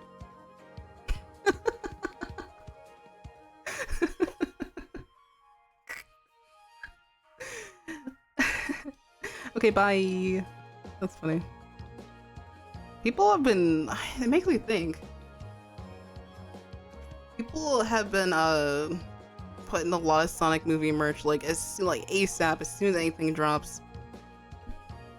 I know there were some like really cool promo posters from the like first two that one of my mutuals was like trying to get as well. Makes me think. On it, boss lady, I'm screaming.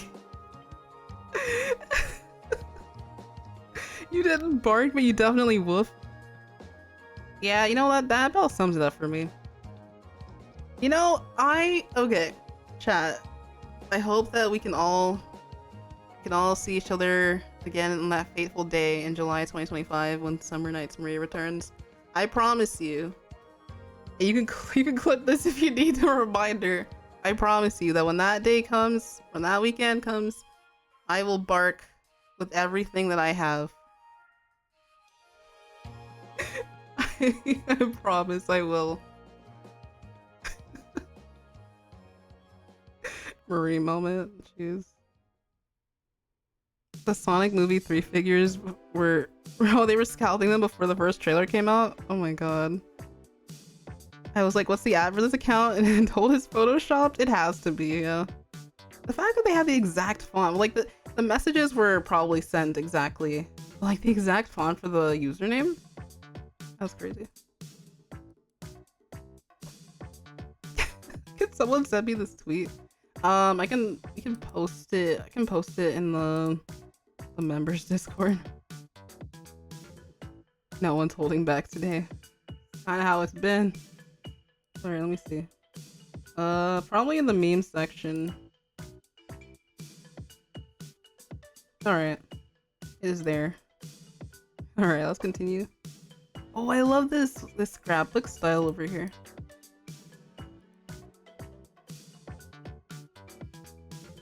Pretty women always guess. Exactly. Alright, we have another story here. How many pages is this one? Oh, this one's a little bit longer. This one actually goes over the Octavio boss fight. So analysis of Octobot King, L3 complete. This one has little art pieces at the bottom, so we got spot art. It's so cool. And Octo Neo here.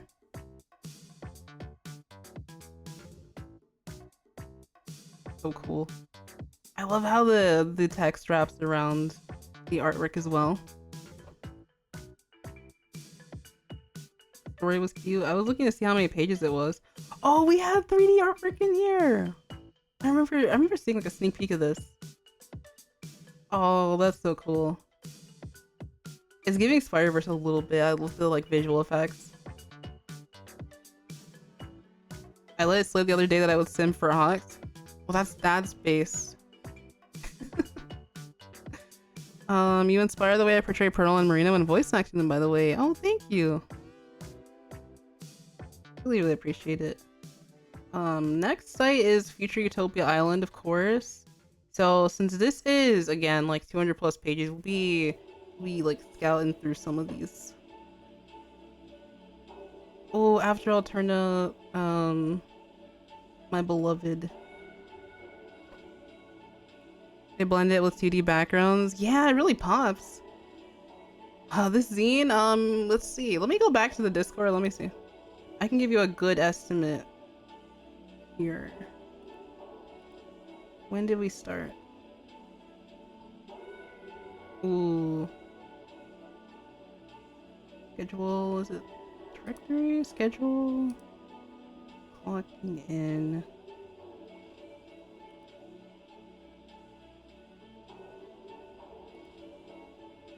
I'm trying to find it because usually there's like a schedule. Scientist archive.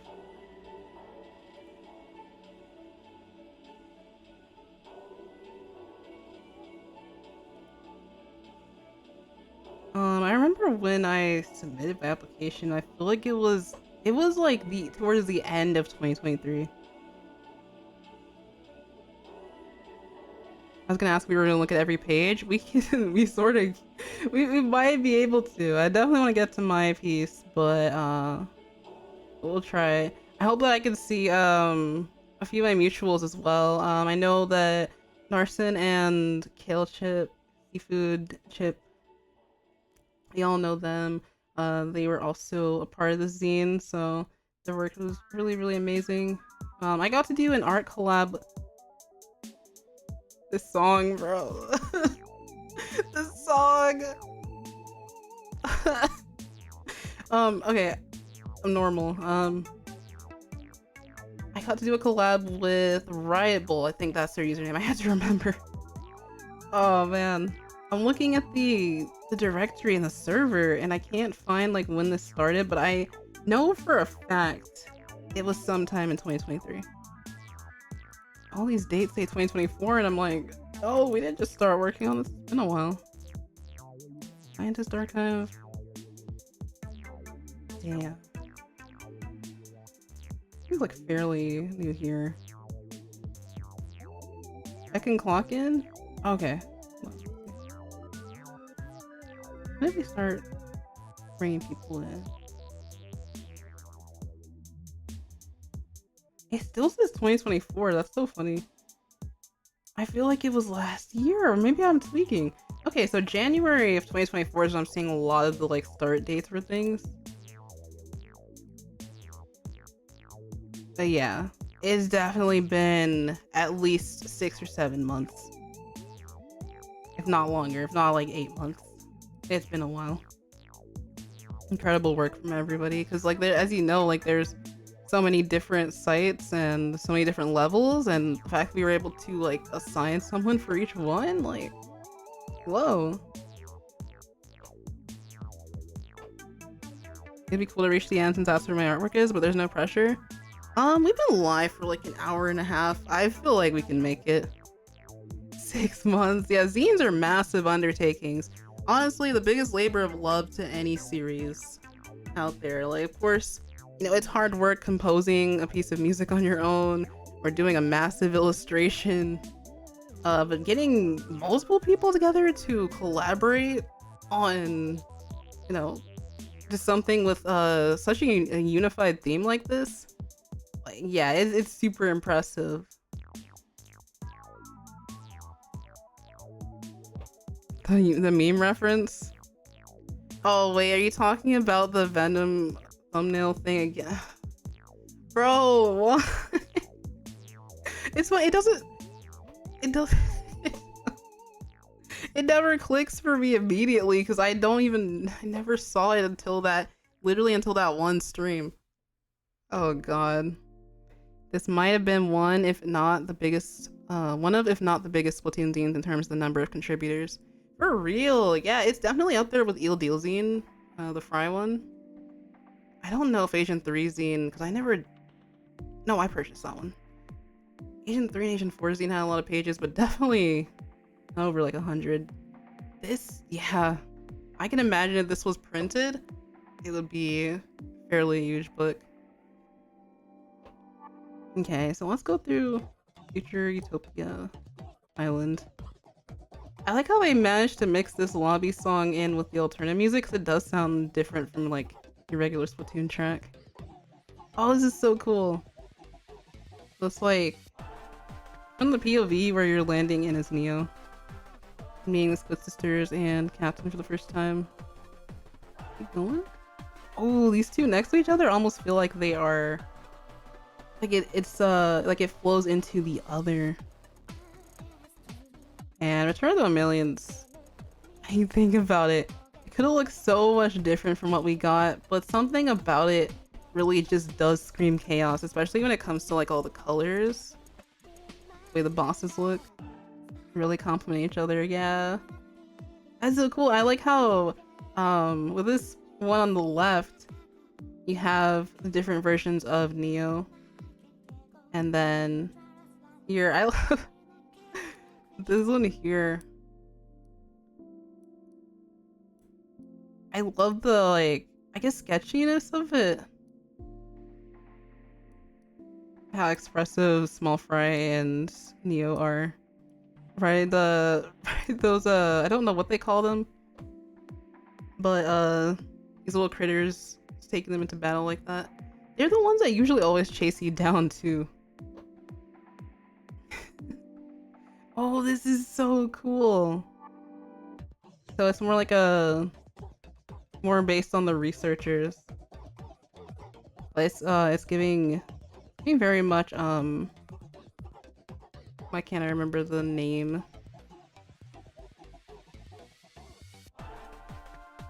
can't remember the name of that, like, specific art movement, but I really love the different colors. The colors that change this all. Wait, true.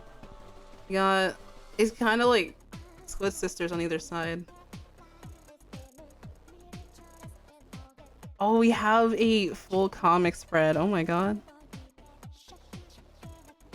This looks so good. I love their Neo design.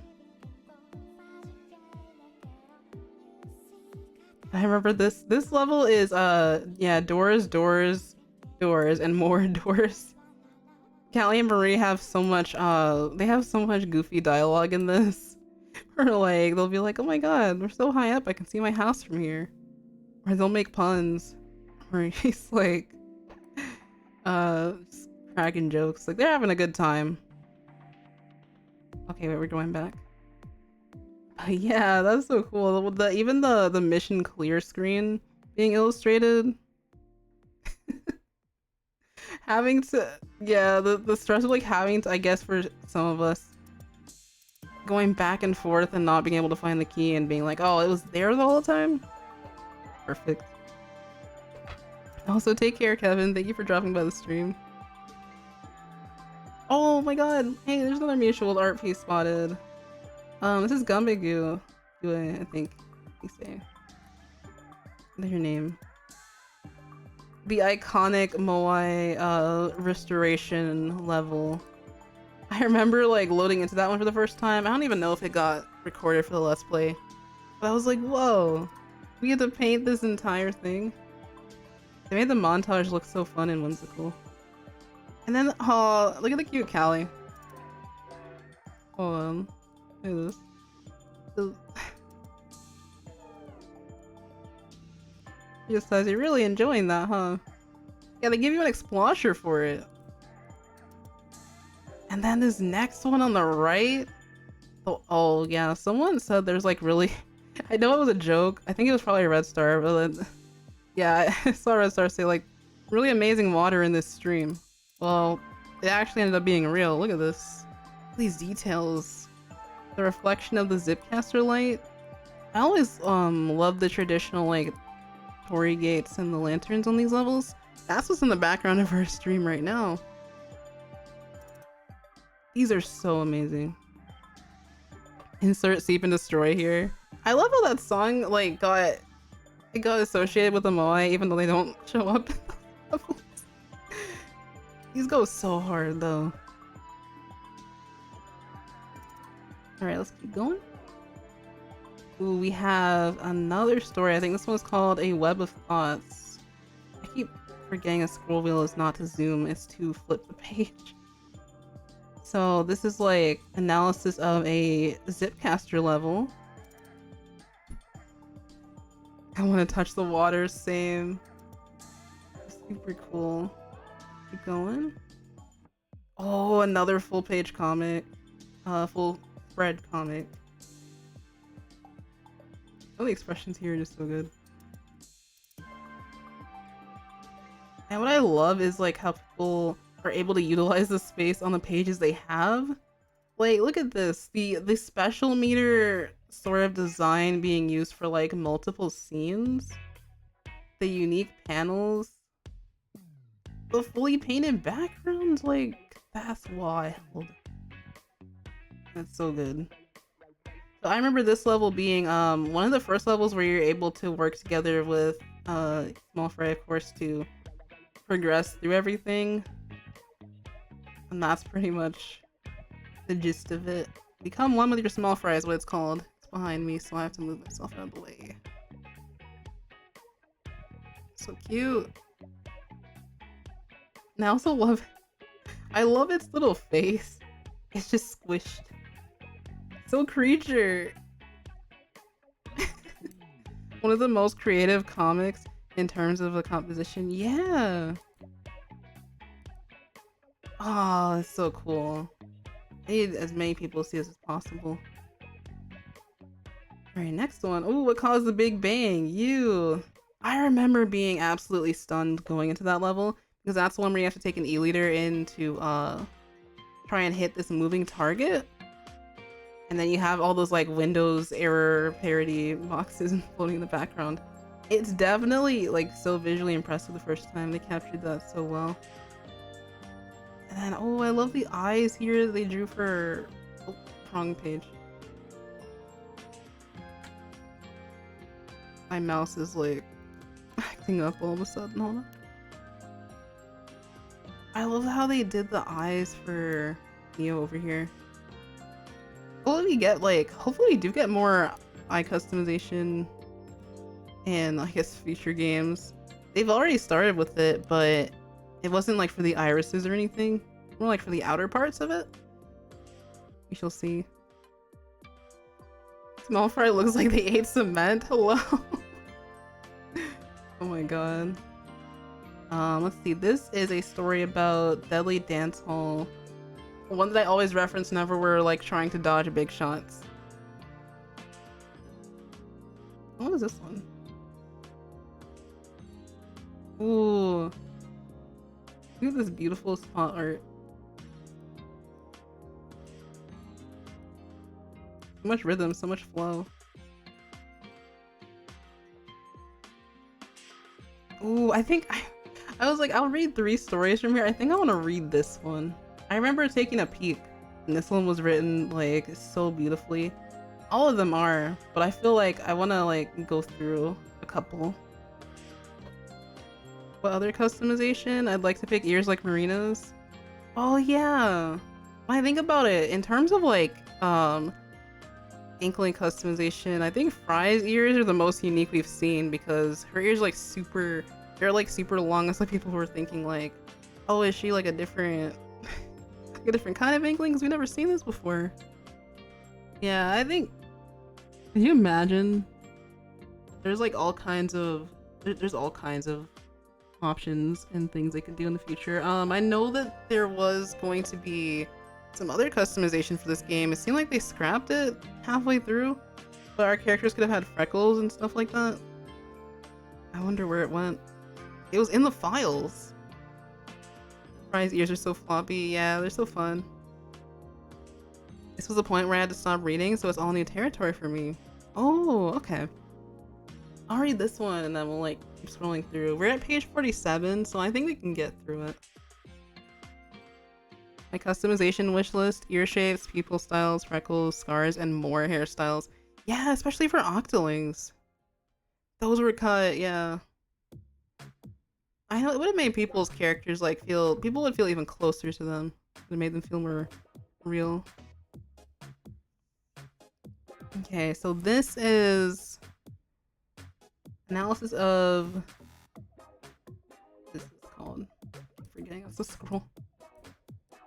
0110 Deadly Dance Hall Jump. The story itself is called Beat for Beat, Step for Step. Let me go back actually, maybe that's why I was scrolling. Let's see, who wrote this one? It is by EV Training University, that's their username.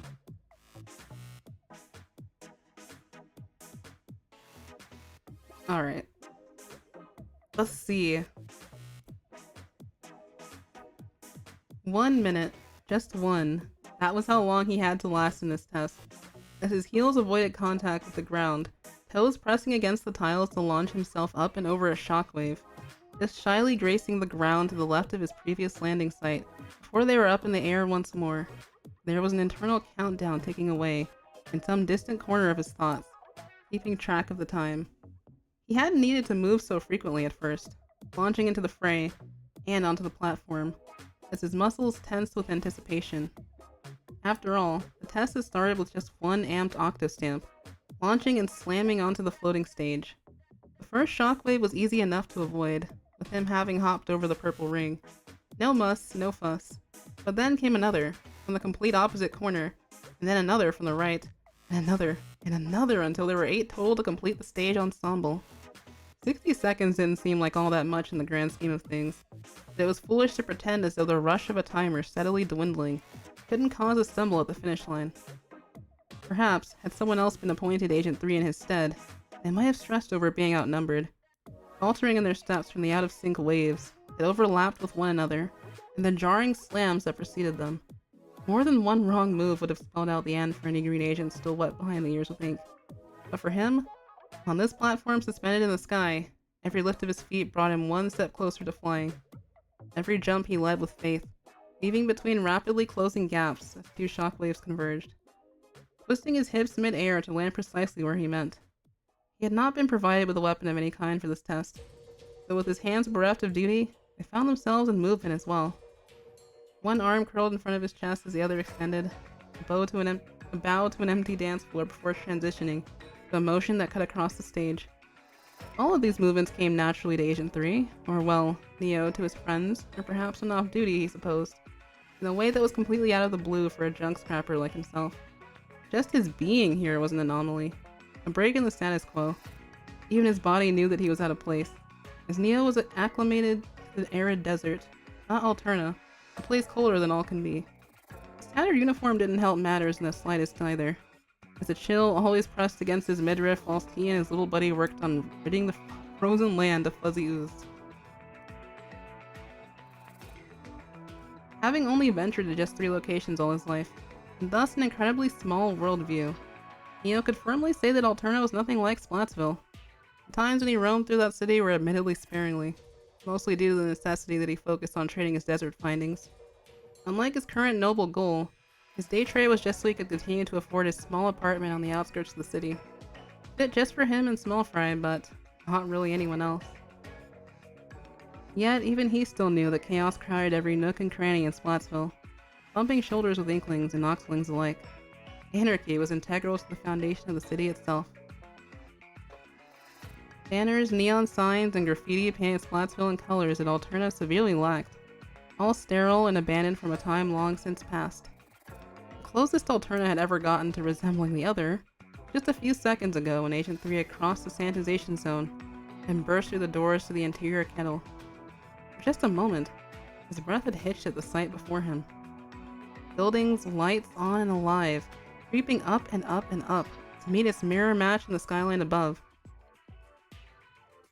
Bright signs in cyan, magenta, and yellow drew his attention away from his task, and was the real reason he had stalled just before the launching pad. Not surrendering to nerves like Agent 1 assumed after she checked in on him, having noticed that he hadn't begun the test quite yet. The lettering on the signs, in an eye-catching red, sunk to the back of his mind familiar and yet not. I appreciate it, y'all.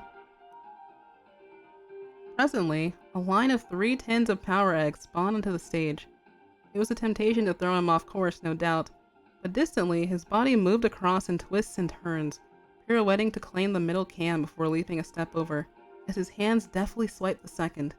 The third was toward the back, and he spun over to it, not worried about potentially backing himself into a corner.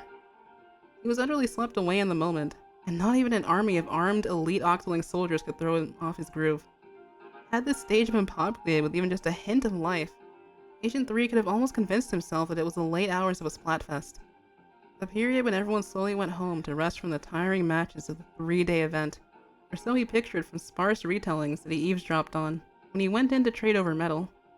In truth, Neo had never attended a Splatfest in his life. The event always seemed to overlap with the days when he was busiest, and most concerned with making ends meet. He wasn't intentionally trying to avoid the festival. He promised. Neo simply had the worst luck around. In fact, it was quite the opposite sentiment, as he desired nothing more than for the slim chance of participating to present itself. He always felt guilty about it in the end, but Neo was endlessly envious of his neighbors and acquaintances. When they... I cannot see, hold on.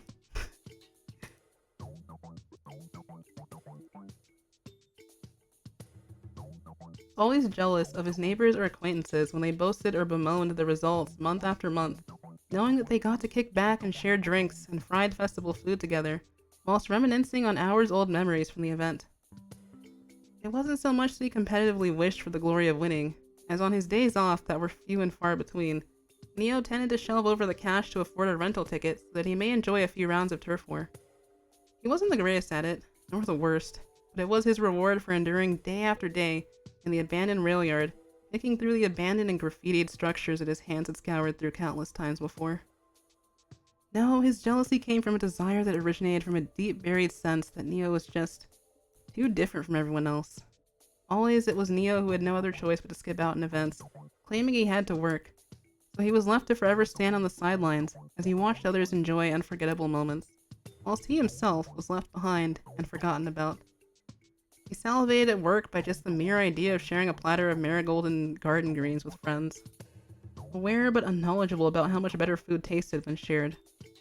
His knuckles tingled not from scraps after grappling with eroded metal, but the phantom feeling of pounding his fist with a teammate for a match win well earned. He wanted to experience all of it. One day he swore that he'd find a better source of income, and finally join in on the festivities, laughing amongst his peers whether or not they faced victory or failure. But with each train ride home that he endured empty-handed, that day never seemed like it was going to come. So, Neo had to comfort himself by hearing from a distance the joyous celebration of Splatsville midway through a fest. Even all the way out in the outer Splatlands desert, he could hear every clap, every whistle, every cheer. The words did not carry over from his idol's rallying songs, but still, he tried to stumble his way through his approximation as his hands passed over a broken, rusted hook. It was a poor mimicry of participation, but all that Neo could afford. Frustrated at the turn his thoughts had taken, Agent 3 began to hum under his breath, imagining that he was at a Splatfest now, celebrating a victory that he hadn't yet ensured. See, if he simply pretended to stretch his imagination, it wasn't that he was jumping over the shockwave of deadly amped octostamps in that moment, but rather, he was simply dancing and cutting loose for once in his life. With a laugh and a bit of a cocky daring-do, he attempted the choreography that he saw a few Oxlings perform on news recaps, days after a successful Splatfest. Yeah, Deepa's theme in the background is kind of funny right now. It was certainly a clunky and imprecise mimicry, and surely, if his peers could see Neo now, they would raise a brow or two at his daydreaming, pointing out that jumping for his life wasn't exactly their idea of a party. To hell with their opinion, unwanted and fabricated from his mind as they were.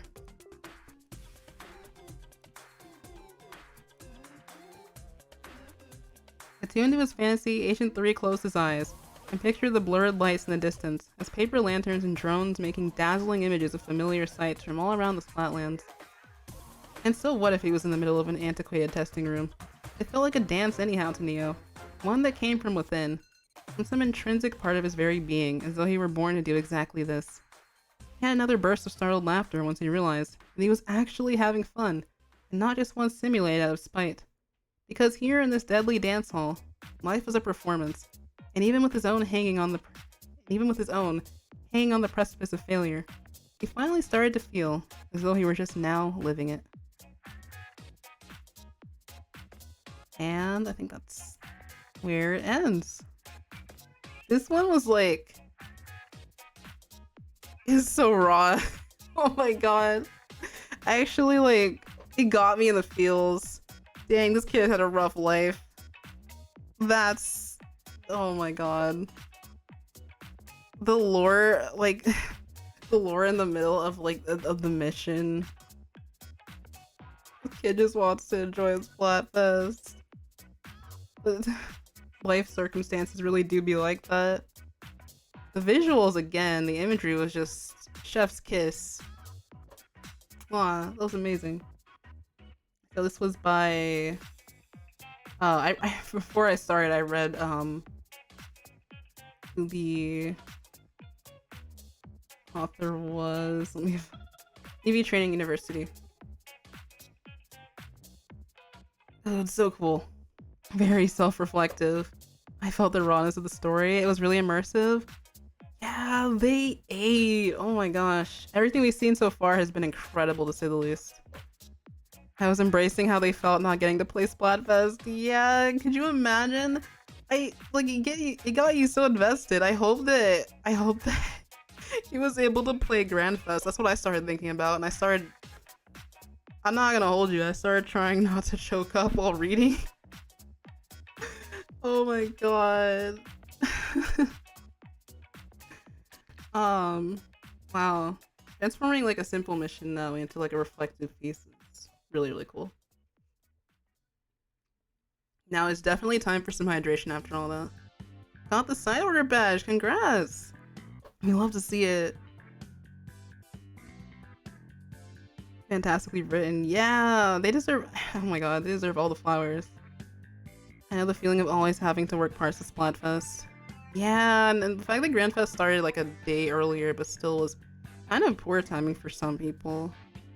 I'm glad that like I think a lot of people were able to either get the week off or call out ahead of time. But life does happen. Grandfest seems very expensive to go to. Oh my god, could you imagine? We haven't even talked about like the in-universe logistics of how that would work. Because it seems like it is, you know, supposed to reference Coachella. I know 8 got in for free because 8's got the hookup, you know. But what if there was like the transportation to the venue? No, like we don't really think about that because we just show up. They definitely didn't do a raffle system like how Nintendo Live is IRL. But I do think about the transportation. Unless it was one of those things where like, I know Liquid Sunshine was written for charity. Maybe there are people who pay for the VIP experience, because you do see the VIP seating. But what if there were shuttles that could take you for like a discount, or there were some that were free? Like, it's fun to think about. Alright, continuing through the zine, we're at page 50 right now.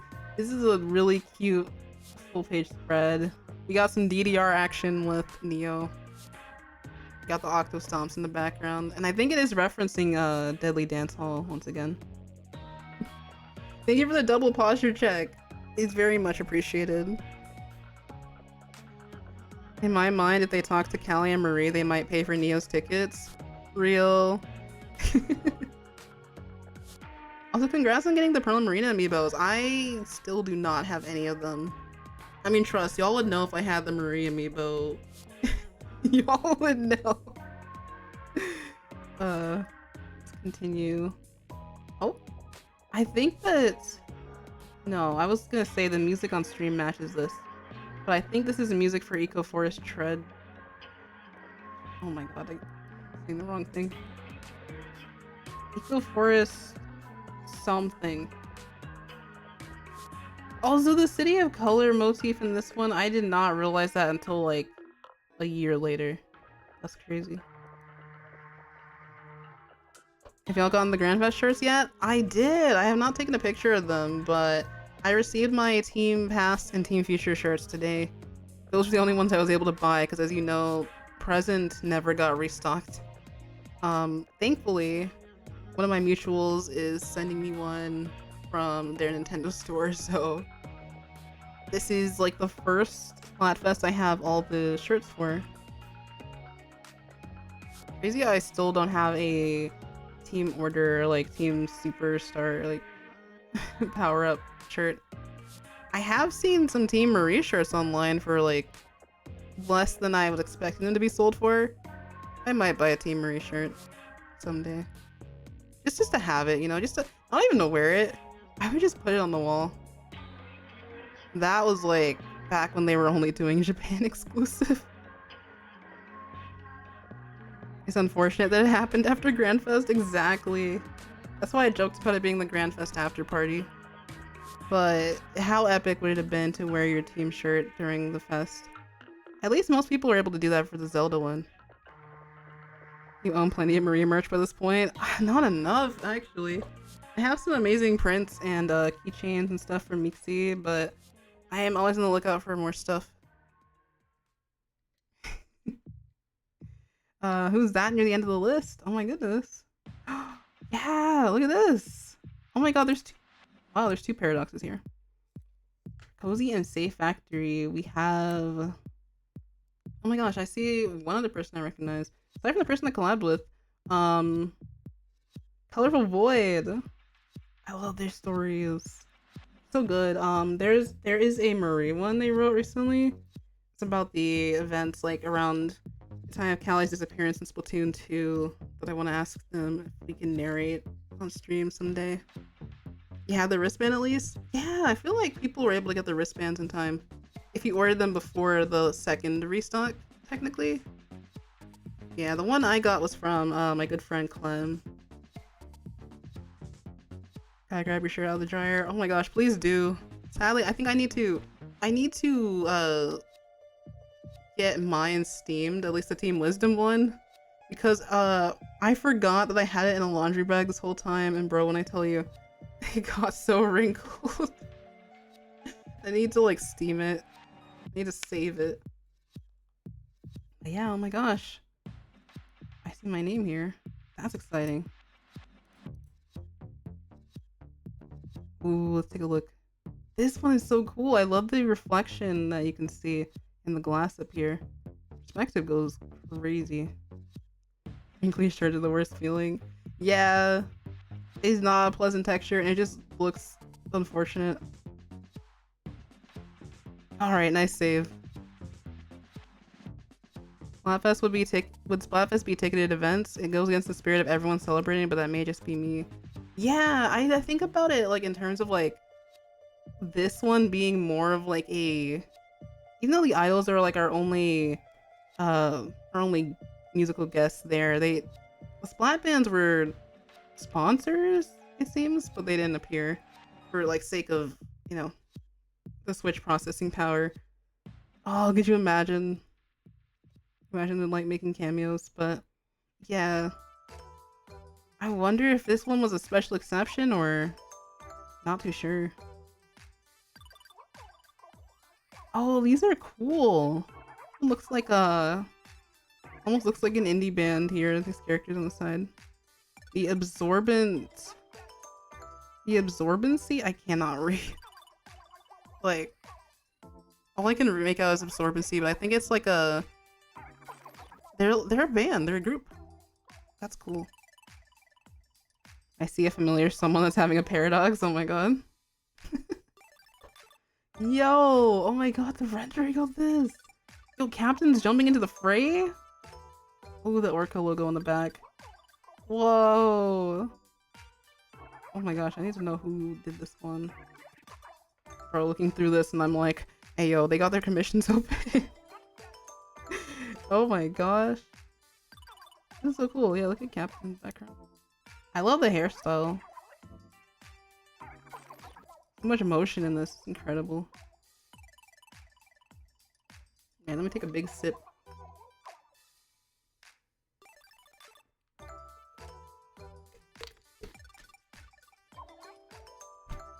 More Captain, yeah. Lily Sevilla did that artwork. So cool. I love when people shade the tentacles like that. There's a bioluminescence there.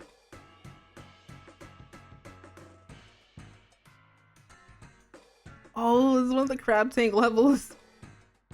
I like the concept of having like instead of like just one Agent 3 being sent in, it's like a team of like it's either like 3 of them or it's like a duo. And it makes sense because then they could like cooperate together. Only one special will be provided during this test. Get to the goal together to complete the test. The expressions are so peak. You can really feel the emotion. It's not just like seeing the text, but it's literally you can imagine and hear them screaming. Wanted to impress the captain, so here's your chance. Oh, the perspective here. That's so cool to get full page spread. So you have like, I love how you have the different rendering styles here. Like this is fully painted, and then this one is, oh my god, that's so cool.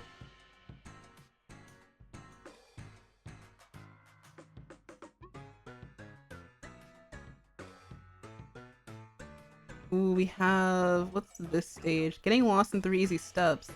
So we have, I don't remember what that one was about. Probably one of the maze-like stages. Holding on to the crab's eye is such a neat detail. If I go back. Oh yeah, I see it now. I remember this one. This is where at the end of that level with the crab tank, you have to take down this giant structure. Good.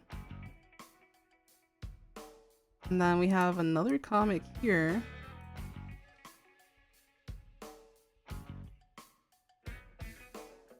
I see Marie and Callie in the distance. Oh yeah, this was the getting lost in 3 easy steps. That was the one that looks like a giant like top-down labyrinth. the Marie smirk at the bottom. Of course I would notice that. Cute. The detail of Neo just passing out at the end of the test. Oh my god, they don't even like take the objective. They're just like, oh, yeah, that was a lot of work. It was. That one required a lot of brain power. Oh, cool. I remember this one too. You had to sneak around a lot here. I think you have the tri-stringer in this one. Or you can do tri-stringer or blaster. I always thought this was such a pretty ink color. Oh, look at those Good Sisters. They're so cute. You know, like this really, I honestly feel like looking through a zine like this would make you appreciate the story mode even more. Because these are everyone's like unique takes on a specific level. And just a part of the game that they enjoyed so much. To be able to like to draw out a little scenario. And it's all about using your imagination too. Chibi Squid Sisters, my beloved. Yeah. Hopefully you feel better, sodas. Take care and stay fresh. Seafoam color's so good and really makes me miss the Splatoon 1 ink colors. Yeah, we used to have this in the space levels, if I remember correctly.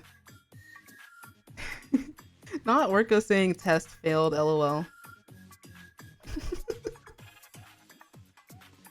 That's hilarious. Oh my god.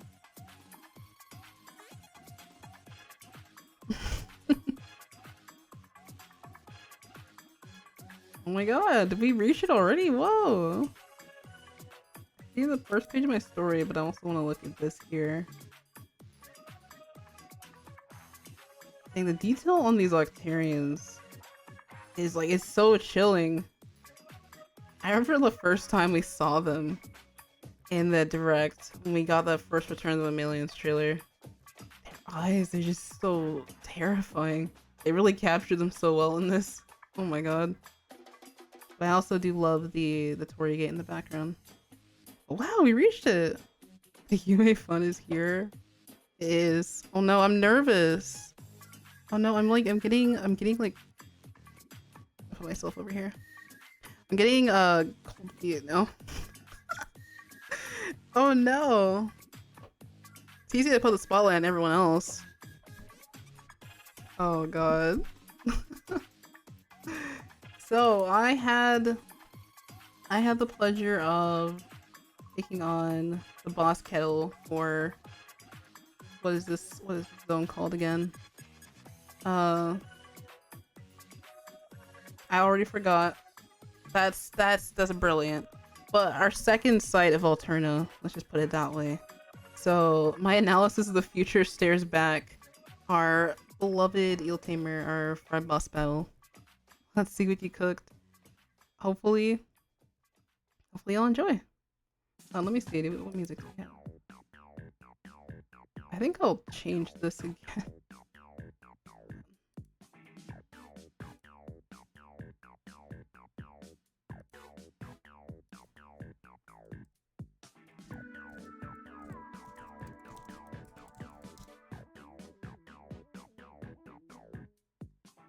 Ooh, the Spirit Lifter, even though it doesn't play in that level. What does that sound like?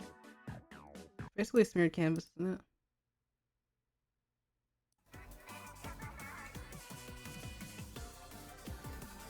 Oh, if I could get the instrumental, that would be amazing. But it doesn't play in this level. I don't know.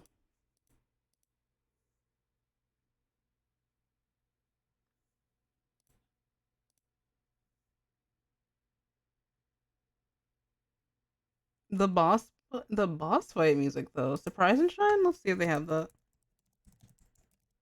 Speaking of which, there's a really cool Shiver versus Fry animation I saw recently. Versus Deep Cut Phase 3. Oh, they do have it. They have the multi-phase and then they have... Oh! I love how we have the composers' names now. Phase 3, let's see.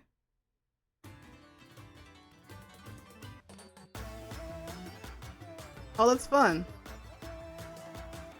Yeah, they had a metal version of the boss theme. The name "The Future Stares Back" always reminded me of a Gumball quote where he went, "The future stars now, now, now." I don't think I've heard that one, but yeah. Honestly, so fitting too that Deep Cut was like worst team feature for Grandfest. Alright, so that's kind of a vibe. Kind of a vibe, okay. So here we are with my zine piece, a dance battle of disastrous consequences. Yeah, let me go ahead and move this over. See if I can move it over. Not covering chat too much. Just for now, at least. Okay.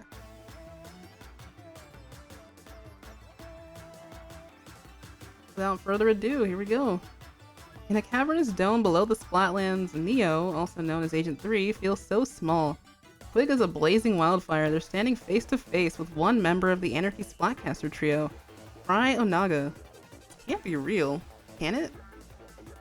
Since the moment they fell through the crumbling earth of the Splatlands crater in a landslide, Neo's entire world has been shifted, reshaped, and reduced to broken pieces once again.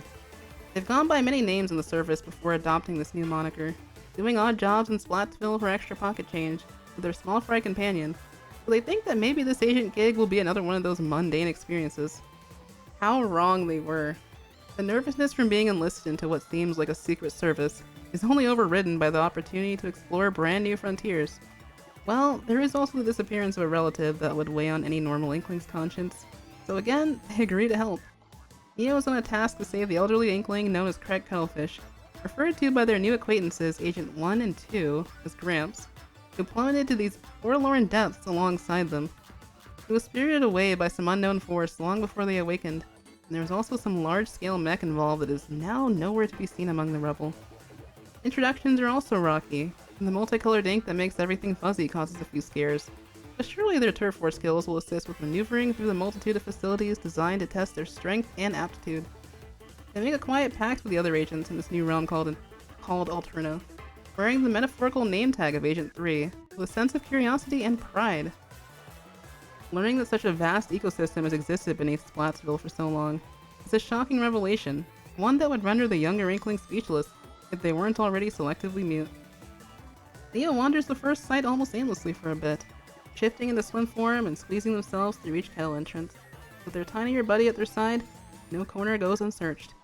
Fake snow crunches beneath every step. Early into their journey, a long-abandoned artificial intelligence sputters to life, calling itself Orca. It contains the records of Alterna and a catalog of all the trials now designed to accommodate non-humans. The logs of its data from centuries ago are fascinating tales to Neo, despite the heavy heartache that follows. I love how I said centuries, but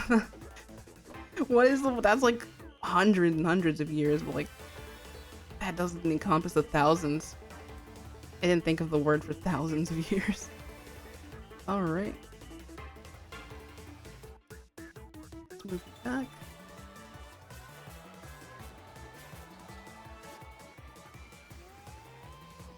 Neo marvels at the digital displays of relics from a long-forgotten past scattered throughout the area. 3D printed Moai statues are in abundance here. It's thrilling when they're presented with one that's larger than life and given the task to restore it to its former glory. Millenniums. Yeah. I wonder why I typed centuries. Like, millenniums would be an interesting word to have used. Although, now that it's out, you're just gonna have to imagine it. I think I can change it for my own narration personally, like later if I do a video on this, but yeah. That probably would have worked. Let's see, where were we? The bright yellow jacket they remember changing into disintegrated somewhere along the crash. Now they're left with the remnants of its plush inner linings, a crop top, and their favorite leggings. A look that could give most athleisure brands in Ingopolis a run for their money. Agent 1 and 2's voices keep them company over their wireless headset as they attempt another one of Orca's trials. The more laid-back Agent 2 congratulates Neo with a simple phrase. Job well done. We're proud of you. The praise and silly banter from the other agents makes each mission go by faster, and Neo stops to ponder how quickly the two have placed faith in their new recruit, to yap as often as they do. The chats are never about any industry secrets. Putting two and two together, one could surmise they were pop musicians, or classified information. Just small talk or a pun here and there, juxtaposed with battle tips for trickier moments Neo finds themselves in. You know what they say, forget about it. Yep. After another challenging trial involving an E-leader, Neo decides to take a breather back at the Split Sisters camp. It feels like they heard that name before somewhere. As they turn on their heel, eager to explore the second site, an exuberant, feisty voice rings out from atop the snow-decorated cliffside behind them. Hold on, for effects here. Hold it right there! They recognize that voice immediately, scan the scenery in search of the inkling it belongs to, suspending disbelief as best they can. A trio of performers gaze upon Neo from the perch above, lowering their wooden masks as they deliver a flawlessly rehearsed introduction. Neo soon remembers to breathe. These faces are familiar, although the silhouette of a manta ray shouldn't have been hard to miss. Isn't this deep cut from the Energy Splatcast? Hosts of Splatfest? What could they possibly be doing here? In their stage outfits, no less. This day just keeps getting weirder. If Neo hadn't followed Cuttlefish down that sewer grate, perhaps they wouldn't have ever found out about Deep Cut's secrets. Ooh. The one and only, the eel deal. Yippee. We need some deep cut emails to complete the idols. That would be, I would love to do that. But the follower slots are full, I think. Let me see. Let's look. I think, yeah, I would love to, but I don't have enough follower email slots. We'll see what we can do eventually, though. I need to put them in the server, speaking of. Oh, Millennia? Yeah! I see that. Alright, let's continue on. Apprehension fully hits once Neo enters the final formidable kettle of Site 2. Will Deep Cut be waiting somewhere to catch them off guard again? Their motives don't seem cruel due to their theatrics. I think I remember writing despite their theatrics, or something like that. I can't remember, bro. It's been so long. It actually intrigues Neo even more to see this mysterious hidden side of them. Callie's voice is full of life and optimism through their headset. Agent 3, stay alert! I'm getting a strong energy reading up ahead, and it could be Gramps. Oh my god. Okay, don't worry about the scuff. This is the first good lead in several days, so of course she'd hold on to hope. Neo lets out a short grunt of confirmation, pressing onwards after equipping their hero shot. Once Neo drops into the chamber, the silence is almost overwhelming. They can hear their own heartbeats clear as day, drumming in anticipation. Oh wait, heartbeat clear as day. An eerie miasma permeates the arena beyond the glass sanitization chamber they left behind. Chat, I gotta zoom in more. I can't see anything. I was like, this is good, this is fine. Okay, that's better. An eerie miasma permeates the arena beyond the glass sanitization chamber they left behind. Violet and fuchsia hues swirl in their vision. There are piles upon piles of faulty screens, all displaying the same image, a sad, frowning face that puzzles them. Neo takes notice of large speakers and subwoofers littered around the hazy void.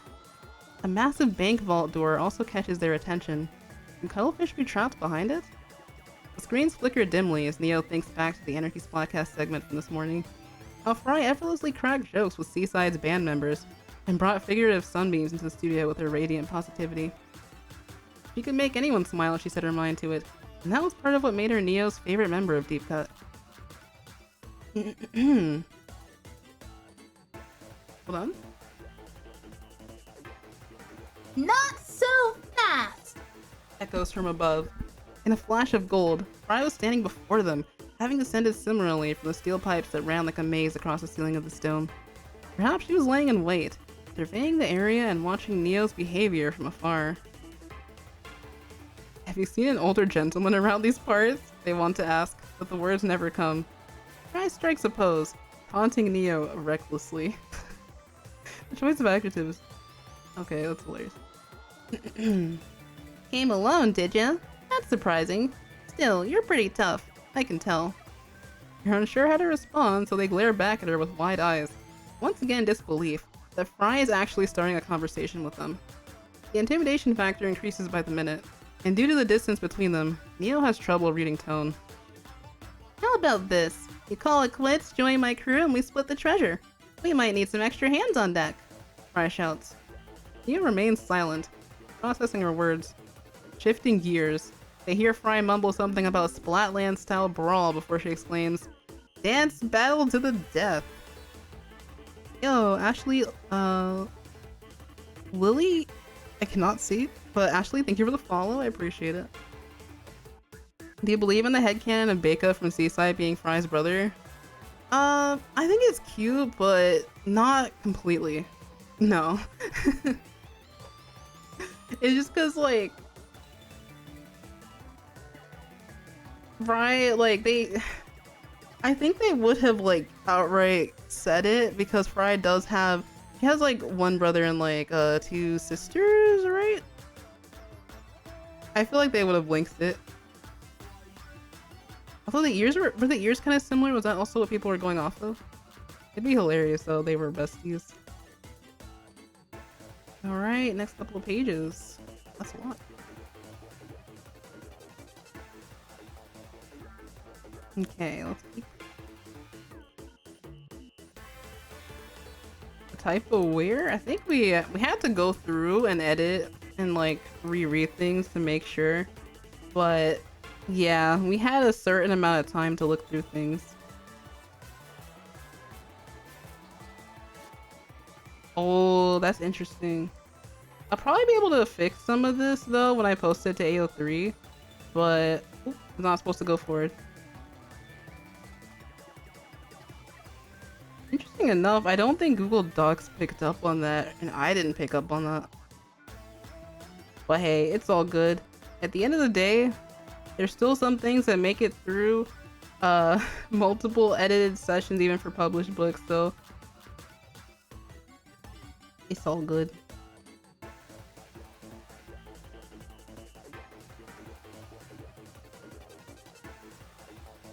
Alright, so let's see. Again, a pungi is the instrument that Fry is playing.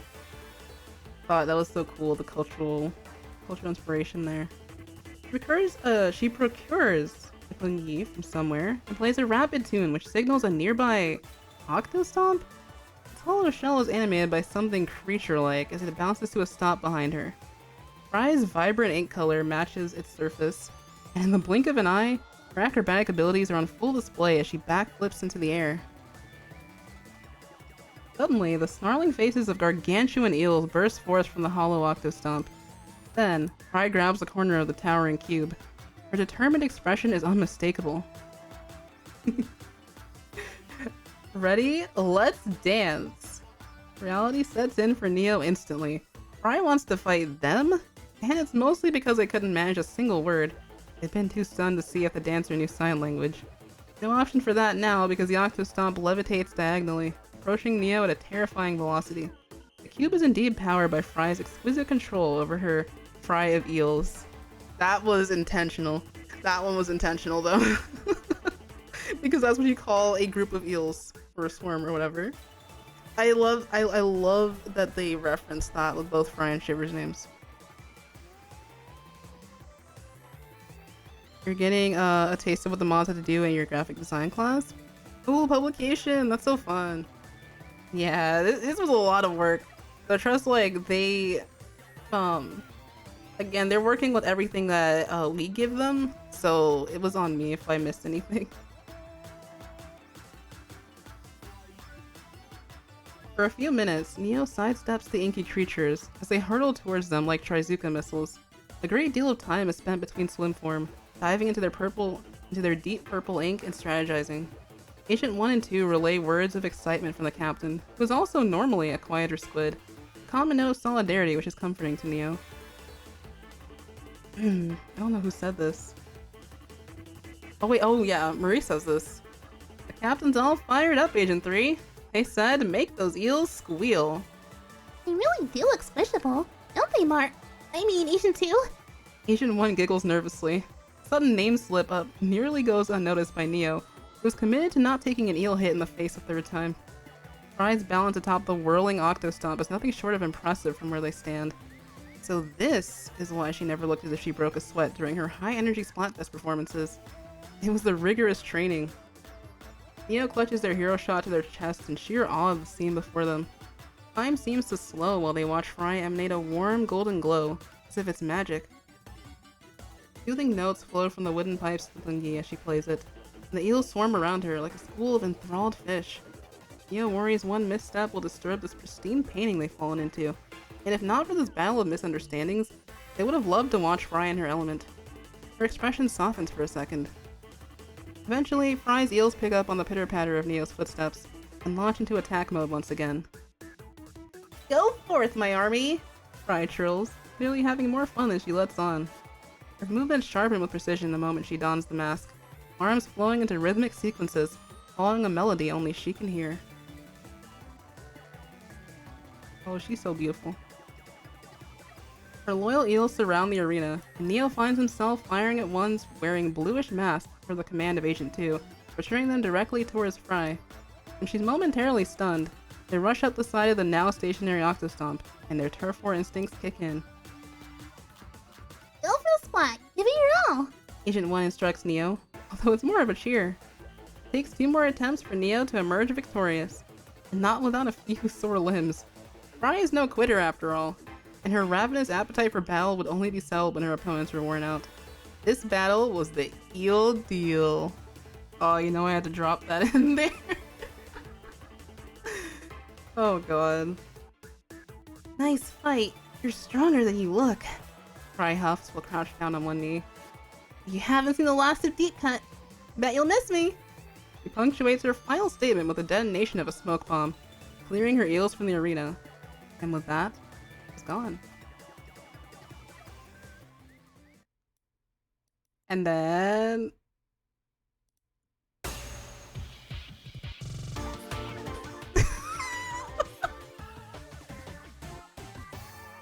Actually, would it even be this one? It technically would be the, oh no, it's a different one. Oh my god. The vocal clear theme is so good, but I think it would actually be the smear canvas one, not the hide and sleek one. It's this one.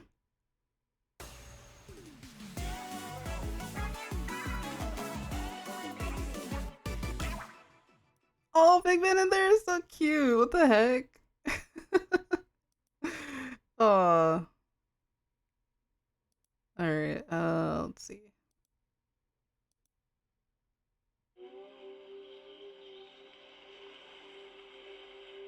I love that so much. The only proof that a battle took place here will be the electrical interference and frayed wires once the ink evaporates. Neo lets out a sigh of relief. At least the Squidbeak Splatoon isn't going to have to pay Deep Cut ransom or any of the other ridiculous scenarios they conjured up in their head. For now, they'd survived. The energy signal in the chamber emanates from an odd piece of machinery. Neo grabs it half-heartedly, still in deep thought. Agent 1 and 2 are disappointed. Captain flatly approves of Neo's gusto. The adventure can't come to an end just yet, however dismayed they might feel. Besides, Neo is still shaken by interacting with Fry so closely. It was their biggest dream to just take a photo with her, not settle a surprise 1v1. But how many Inklings or Octolings could say they battled the Fry Onaga and won? As if I can even post about this online. Neo sighs again deeply. They settle in for the long train ride to their district in Splatsville, after reporting to Captain and the other agents for the day, drifting off into mildly peaceful dreams, with the occasional troublemaking eel floating past them. Deep Cut's secret will be safe with Neo, although looking through that large window into the Anarchy Splatcast studio will feel different weeks from now. That's for future Neo to worry about, though. Inevitably, the future stares back. And that's the end. Let's go! Oh my... Bro. Bro! Wave goodbye? Hello? Stop.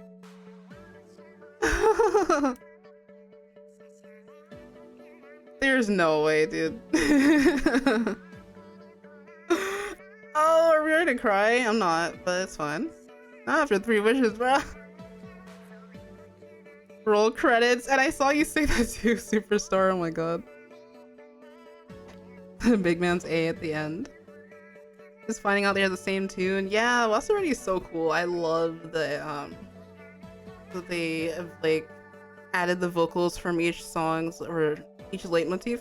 So good. Wonderful story and the timing's impeccable. Thank you so much. I had a lot of fun writing this and just again like revisiting the boss fight, playing it for myself and then watching clips and taking screenshots to really like lock in on describing the imagery and just seeing Fry dance and perform. So cool. Our wonderful art that accompanies Dance Battle Disastrous Consequences is by Rival. Look at this stunning piece. The eels are larger than life. Neo's expression is just amazing. Got small Fry in the background there. And just, yeah. They would share the works in progress with me as I was writing, and I really feel like they captured that scene where we hear, like, or we, like, depict Fry doing her dance routine the first time. I love the perspective and the colors. I can imagine how fun it was writing how action-packed the battle is. Yeah! And even then, like, I love the way that like Fry plays a little instrument, the little like little animation she has. The eels terrified me the first time I ever saw them. My first time playing the story mode, I was like, an octave stomp? What? That's like, at least it's been in every story mode except for side order. But then the eels showed up, I was like, even though like we saw them in the trailer, we didn't know like they were Fry's eels, you know? It was crazy. But yeah, this like, it really captures the wonder and just like, again, the sheer magic, like the aura of experiencing this boss fight for the first time. Absolutely love this piece so much. And that big, yeah. I love Deep Cut so much, same. They're such unique characters, and I love that they were willing to go outside the box here and actually, you know, like explore different cultural elements with them. A lot of people weren't ready for that, but I'm glad they did anyway. Cool and dorks at the same time. Team Rocket vibes are the perfect way to summarize that, honestly. Yeah. Oh, the human vocals. The human vocals of this part. I really hope we can get this song live. I don't know though, considering we have so much new music. Wow, that's wild. And thank you for hanging out, Gael. Have a great rest of your night and stay fresh. Wow, what a ride. Okay, so let's continue. I think we can, again, manage to take a look at everything here, even if it's brief. I definitely encourage y'all to take a look at this if you're interested on your own time. I cannot read every story, unfortunately, but there are just some amazing banger works here. On to Site 3, which is Cryogenic Hopetown, one of my favorites, thematically, music-wise. Absolutely amazing. Let's see. I don't see any familiar names here, but all these pieces are about to be so gorgeous. Oh, that's so cool! Oh my gosh, this is a different design for caps. I did not see this one. Oh, they're so creature, I love it. They're ice skating together. There's not any stories until Site 6. Oh, yeah, okay. So we can just look at pretty art. Climbing the corporate splatter. Oh my god, is that like a human-ish / humanoid version of Grizz with the suit? Oh my god. Whoever said business couldn't be pleasurable is lying. Once you're at the top, it's nothing but fun. Oh my gosh, the photo frame of Neo. Perspective is so interesting there. Let's see. Chill Splatoon music to vibe up to side order because I don't have anything to play after this. Okay, nice. Yeah, we can do that. It's funny because, like, I didn't expect to start with the side order music. And then, yeah, these are for the same level though. Like, I think the, unless it's, no, this one was with the Octoblimps. I think it was something about, I remember the level description saying, we thought we'd have flying cars. I think it's a different one. But, oh, their username is here too. I'm just covering it. Yovi Illustrations. Those Yovi Blue Star? That's what it is? Okay. Knowing that Wave Goodbye was written essentially as an ode to humanity just hits right in the chest. For real. Oh, I love the colors on these. Oh. I love how modular this one is. And then the Octo Sniper's lasers. Such a cool detail. They said we'd have flying cars and we do, kinda. Yeah. That's the level. Remember this one from the Nintendo Treehouse. The mission requires only the use of curling bonds. Firearms are not permitted. Please holster your fire. I like the colors here. Yeah, on both the left and the right. Oh, Marie face palming. Oh my god. Okay. Ooh. Oh my god. The flashback of seeing these targets when it comes to After Alterna. I like this other one here with the lantern. Yeah, holding the lantern. Look at how the lighting is just so warm. So warm and safe. I like the lanterns a lot. Alright, so now we're at Landfill Dreamland. Oh my gosh, it starts with... Hey, that's oomph! Oh my god! Saying that out loud is so funny. It's like Twitter lingo, dude. Oh my god, that's oomph! What am I... Honestly, moody though, because we're mutual. Let me zoom in. Hey yo! Is that Kale ship? Yo. We made it to Sector 4. Runa, I think I've seen them around. Anyone else I recognize? See, this theme was amazing because I know for some it was their first theme. I know that we were able to bring in a lot of newer artists and a lot of veteran artists, respectively. So many people like got a chance to make this theme the best thing it can be. Those freaking balloons. Oh yeah, that last one with the Octo Snipers was more like a diorama? Real. Oh my gosh, Kale mentioned. And here's their piece. Oh my god, off the hook music, stop. Does smell for eating the power eggs. And again, what I really love here is like the background. Like the background ate down. We cheered, yeah. Gosh, it's like a full-blown scene. It's like, honestly, like the perspective is like something you could capture in a screenshot. Like how? That's so impressive. The timing of these songs is making me laugh. Yeah, me too, actually. Because we were all team present. Oh god. But yeah, I love the color grading. I love the lighting. I love the shading. It's rendered so beautifully. Amazing like full spread to start the sector with. Oh, we got Callie and Marie icons here, and we got whoa. I love the perspective of this too, like because they're on a wave in this, and I always love when always not two Patient 3s, but I think it's literally like it's like how with Gunbay's art you have them like moving throughout the scene. Oh, so they're on the propellers. The ink colors look so tasty too. Marie says, don't panic, but maybe panic a little bit. And Callie says, oh dear.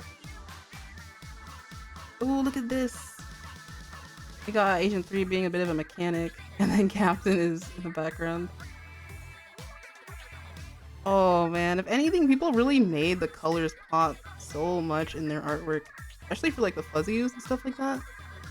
I remember this level kind of being like the one with the octo bowling ball creature things. The ones that we had first seen in Splatoon 2 hero mode. You can see the swim form near the back. Yeah, with that last one. This one. Alright. Oh, another full spread. Splash the block party. The blue is so tasty here. Oh my god. So neon. Love this. Oh, we made it to page 100. Yeah, 100. 1 and 2. Ooh. Look at this. This one, oh, this one made me stop and think. This is the, I remember that level when you have to, sort of like how you had to shape the crates in Octo Expansion. You have to do the same here with Orca. And then Callie would be like, oh my gosh, why does this shape look so familiar? And of course, Orca being modeled on an actual, like, modeled or based off of an actual, like, killer whale. And the juxtaposition of, like, it looks like these are humans watching one at an aquarium. Oh my god, Split Sisters. I have expected to play the version from Grand Fest. That one made me stop in my tracks, though. And we have one with the Octo Expansion target block again. Always, oh god, those levels were stressful. Oh, cool! 3D art? Look at the, oh my god. Look at the definition on the Octarians, though. That's so cool. I want to use Splatoon's colors because how they look this good. Real. And just like a tasty dessert. Like tasty frosting. Rendering, yeah. Oh, look at the lighting on the lanterns too. Also, the ink looks amazing. This feels like it has like the same quality as like the official, like the commercial that they did with the promo kids. Dang, they cooked. Oh, they cooked here too. Oh my god. Whoa. This is another target practice level. I love how the ink looks. Oh, that's so cool. The fuzz texture makes you think of pipe cleaners. Yeah, those are so fun. They're so soft. Ooh, wait, look at this one. Another one with the octoblimps. But I love... Whoa. They really capture the vibe of like those levels being so ethereal because you got the buildings. Sort of like, I know they're parallel to the ground and you have some reaching up into the sky. But just them being upside down here, it's so dreamlike. And then on the right side, we got more target practice. I love the night sky in this one. I love the stars. Oh, it's so good.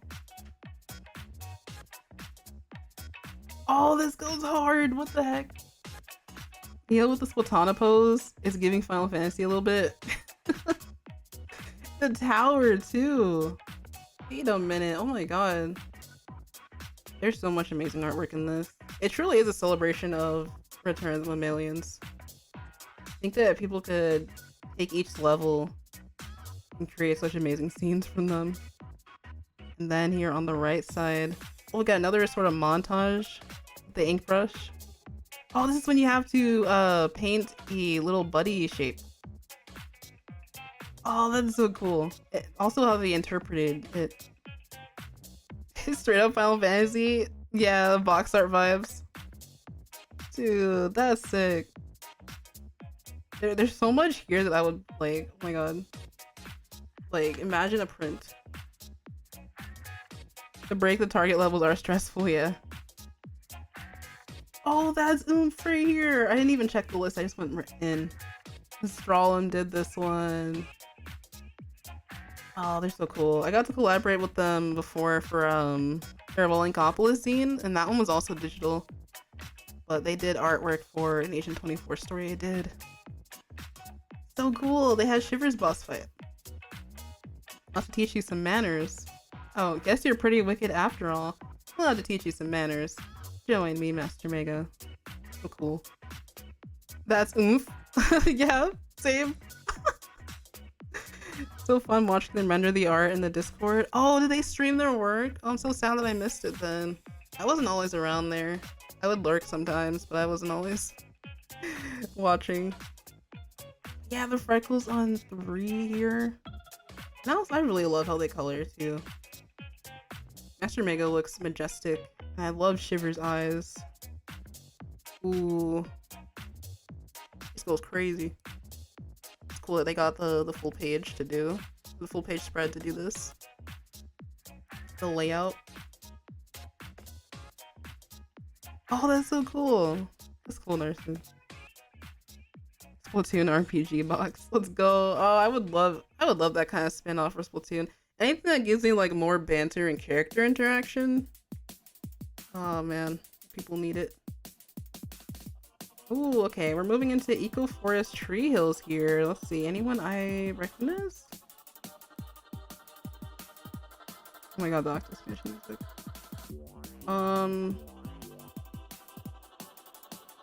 No one I recognize off the top of my head. Let's keep going.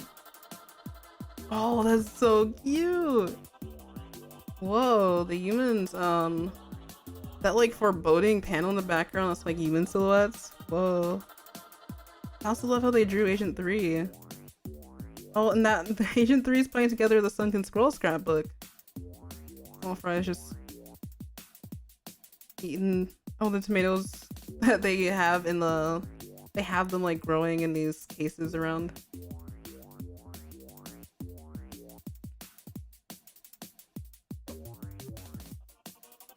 Oh my gosh, as I was about to read a message from chat, I started yawning.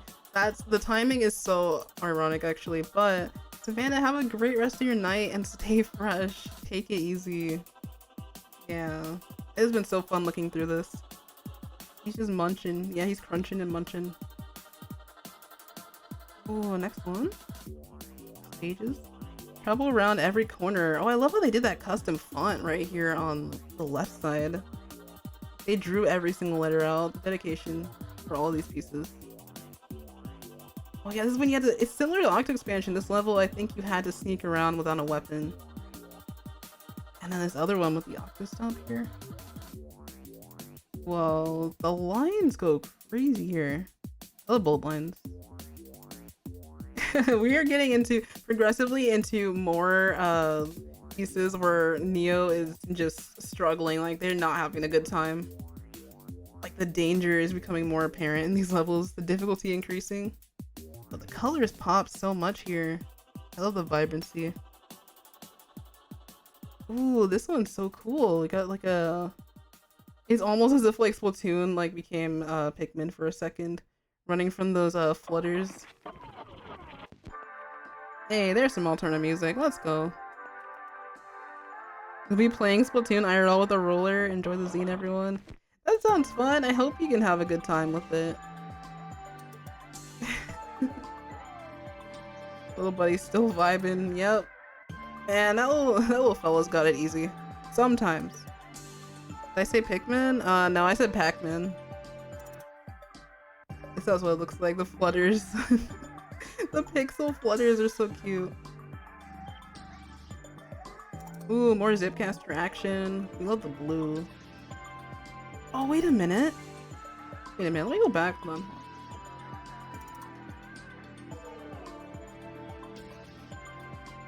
I do recognize. Oh my god, that's again.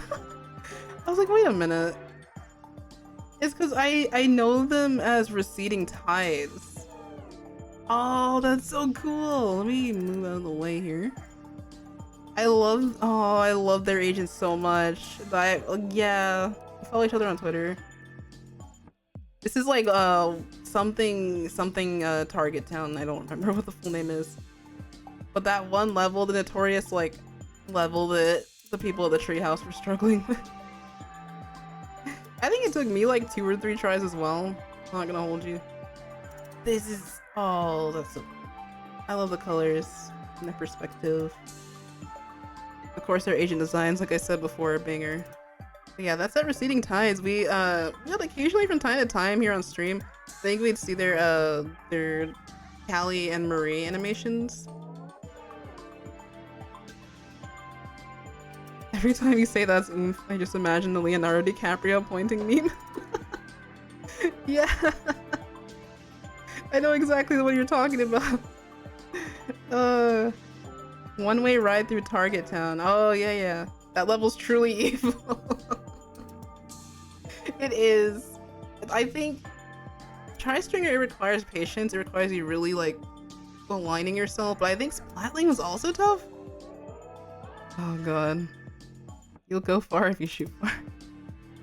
Oh, I love this. I love this piece. Ooh, oh my god, look at these. There's so much detail in this one on the left. That's wild. Oh, I wish this was physical just so I could like lay in bed and look at it. You know, like, oh.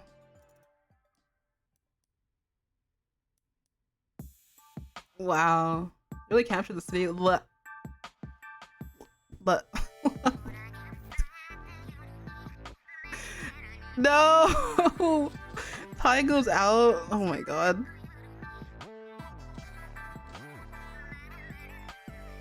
I'm so weak, bro.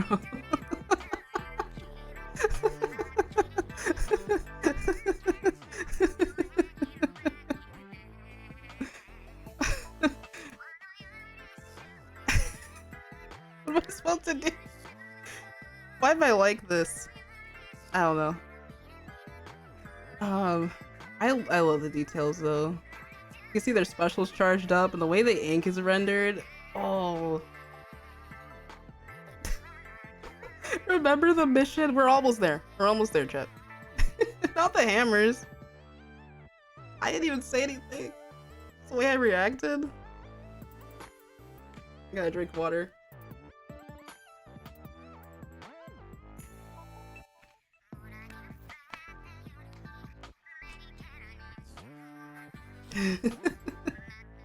Alright, this piece on the right. Whoa, oh my god, they've literally got a target on their back. The Octo Sniper looks so ominous. That's chilling, actually. Small fry sweating, poor fella. Misinterpreted the art? Oh. Dang, you're so fine. Anyway, the zine. I thought they'd gotten sniped away. Oh my god. Now, see, they're one move away from that happening. This one makes me nervous. They did a great job. Oh, it's not scrolling anymore. Hello? Oh no. Why is it scrolling? Do I gotta zoom out? I gotta refresh the page? Okay, there we go. Had me worried for a moment there. Alright, so... this is a full spread. Okay, I was trying to make sure it wasn't 2 different pieces.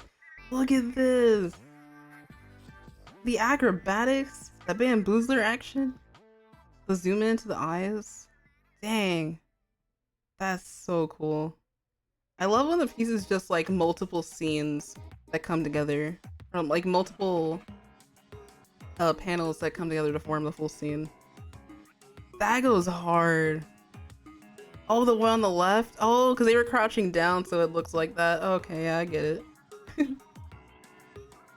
Ooh, more Zipcaster stuff. The way they painted this is so soft. They really capture the, like, again, the ethereal aspect of these levels. The human objects being strewn around. Oh, that's so calming, bro. The colors are so calming, actually. Wow. I love how detailed Neo looks in the first 2, and they look chibi next to the goal. Oh, for this one. Yeah. They're so pretty. I have this one? Dang, I'm gonna stare for a little bit. I like when people get the chance to do a full page spread. Yeah, ever since we got that, like, those first couple of trailers, I was always so mesmerized. I was hoping, well, I mean, I guess photo mode is, you know, it's a lot better than what we had in Splatoon 2, but I was wondering if we get, like, the full Odyssey free roam, even for, like, the levels. I would, oh man, I wanted to take pictures of these levels so bad. They really capture the scale, the distance fading is so good. Yeah. Yeah, it's a great angle. Really feels like you're there. Alright, next couple ones. Oh, we got Callie. We got Callie showing up. The direct approach, eh? Nicely done. Again, I love when people use the panels. So fun for those little close-ups. And then on the right, oh, the triangular pattern here. Oh, these are so cool. Alright, we're on to Happiness Research Lab. So, this is the last sector technically, but we also have the rocket, we have the hangar. Alright, let's see if I recognize anyone here on the list. Ooh, it seems that we have someone who's able to do 2 pieces, and then I see I see Carson. Let's go. The only one I recognize. Because some of these artists I haven't gotten the chance to speak with, or I haven't seen them around much. Yo, amazing. All right, we in this. Elisa Vila and Carson. Oh yeah, I did see them before. Oh, cool. They got to. It's cool when people are able to do more than one site. Oh snap! What? Yo. Oh, perfect timing for the alternate music. Yo, I didn't even see this. When I saw the sneak peek that was zoomed in to Agent 3. Bro. Oh my god. The detail is off the charts. The way that they handle the buildings? Oh, I'm gonna cry actually. Hold on. The handprints. The handprints. Oh. The human hands, the Alterna card, they're drawing in the Sunken Scroll book. All the details around like what they're creating, the little sticky notes and everything, the records, the Alterna records for the music, and then that like parallel of what the humans were working on in this area specifically. Oh, like the tests they were conducting, the research they were doing. Kites in the background. The sky itself. Oh, and just the rendering. Small fry. Oh man, oh. That's so impressive, bro. The human shadows in the background playing the music. Wait a minute, hold on.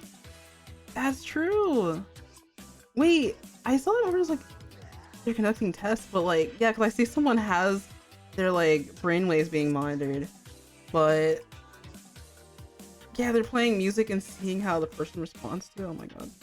Music therapy. Oh, that's crazy. The server rooms here too. Oh, you can see people doing construction in here? There's so much detail on this. Whoa. Oh sweet, the new Perfume album finally dropped in my region. Let's go. I love the colors. There's even lens flare in this? Wait, bro. The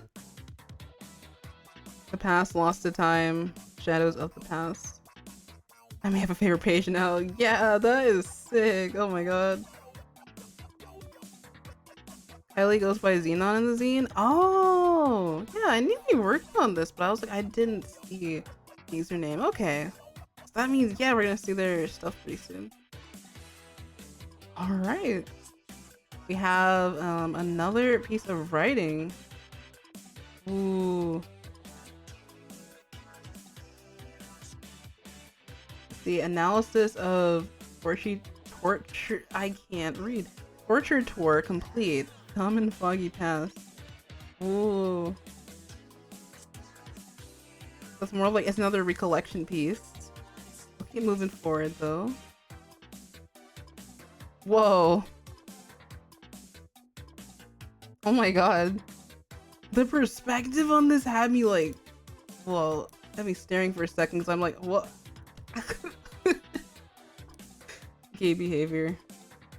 Oh my god. Buff women? Those are the fuzzy octolings. They're, wow. Agent 3's face trying to get through there. I love the pose, I love the perspective, but like, dang. They're all just watching them. They did 3 artworks for the zine? Dang! Talk about dedication, oh my gosh. Absolute goat. That, wow. Looks fine. We have like 2 pieces here that complement each other in like terms of emotion. Because 3 is definitely in some hot water right now. Oh, here we go. Another one for Torture Tour, I think.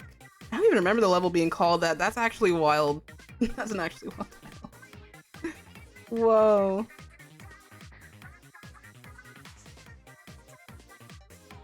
We have another written piece. I love how the art also like wraps or like under the words. It's pretty. This one's called The Rack and Text. Oh, so many interesting ones. Oh, look at this. A small fry with the... Wait, what are they holding? I remember this is the level where you had to... Like, you only had a certain amount of ink and you had to get through with just that. Oh, that was one of the artworks they did? Oh, okay. This one was from... Oh, this one's from Kylie.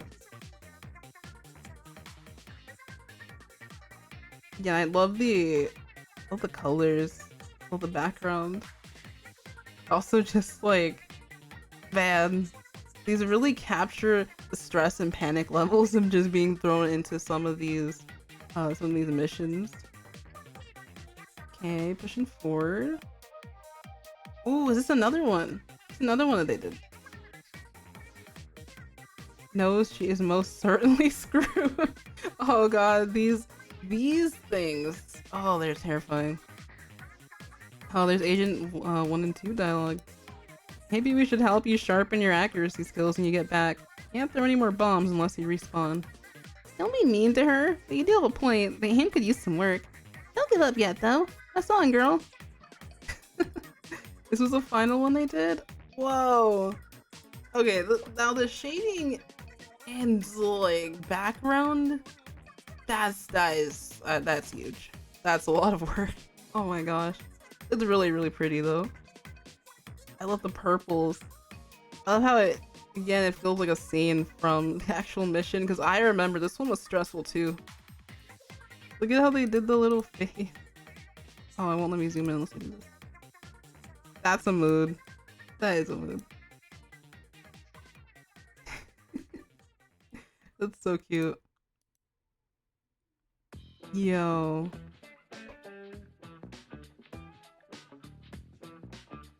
Alright, pressing on. Ooh.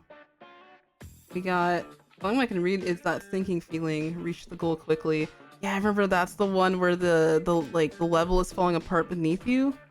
I also love on the left here how we have an epic roller pose. Very heroic. Super cute. Super cool. We have a mission log from that sinking feeling. I remember reading a preview of this one actually. Ooh, the graph of the sploosh-o-matic. Oh, so cool. Ooh, we got stage design. Now, stuff like this definitely isn't easy. Especially like the symmetry of it all. It's very pleasing to the eye. This artwork ties into the next story? Oh! Unique format for sure, for sure. Oh! Yeah! Oh my god. The perspective. I was not ready. No, I was not ready for that. Oh my god, well, he is massive. Hello, Mr. Chris. This is Carson's artwork. Carson 03. Let's go. Makes noise. Oh my god. The hand though, the perspective goes absolutely crazy. I love the glitchy effects in the background too. I love that they give you the full spread to do this because it definitely conveys like the scale, the sheer terror. The perspective, I did a backflip. Definitely caught me off guard. That was so fun. The text says a list of complex documents appearing similar to other missions Orca sends subjects into. One can conclude that the citizens of Alterna also prominently used ink, with weapon designs parallel to those found at Ammonites.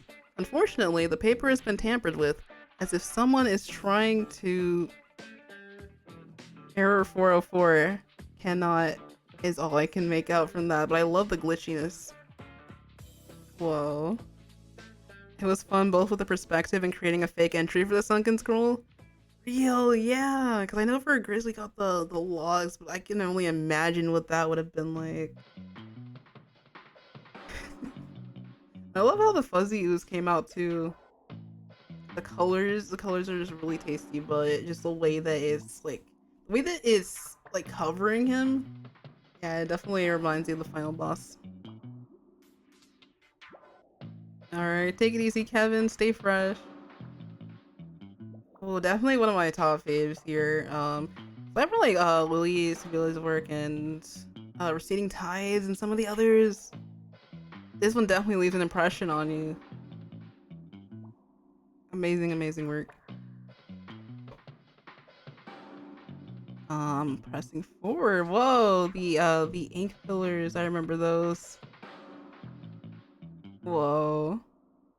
And then it's always cool seeing the comics too. Like the comics definitely stand out in my memory as well, because that's like a fun way to really like flesh out Agent 3's personality and the reactions to everything. Amazing. Also, take it easy and stay fresh, Tired Scott. I really appreciate it. No worries, Kevin. Take care. Alright. Let's keep going. Let's keep it pushing. We're almost to the end. This was a fun experience, like finally getting to look through all of this with everybody. I remember this. I don't know if I did it on stream. I probably did.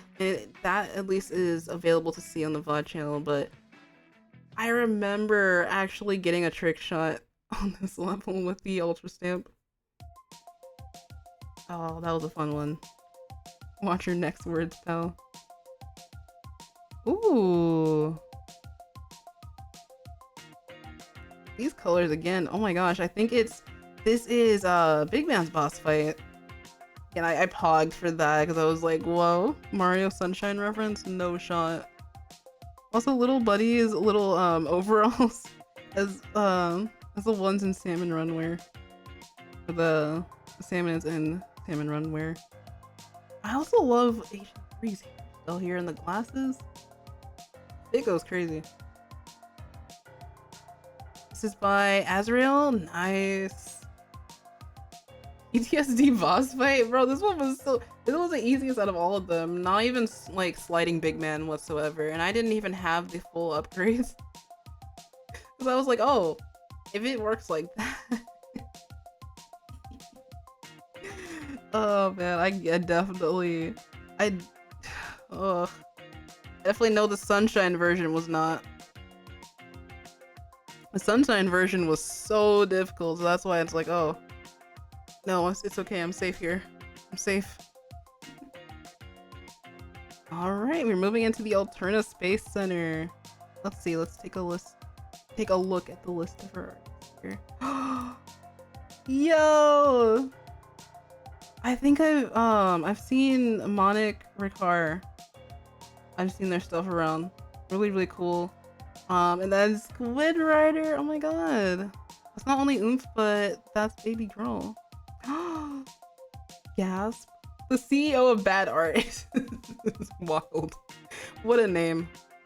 That's definitely a memorable name. Nice, nice. Take a look. We're getting closer to going into space. We have finale of Alterna Space Center analysis complete. Orca files. Oh, so cool. It's written as if it was an actual log. It's written like from I guess also from the perspective of Orca, and also as if it's just reading its own like internal data to you. Yeah, space your girlfriend. Oh my gosh. Yeah, after Alterna too. You aren't ready for Money's contribution. I feel it. I feel it in my soul. Oh, look at the art here for this. The spot art for that. The light there in the skies of Alterna.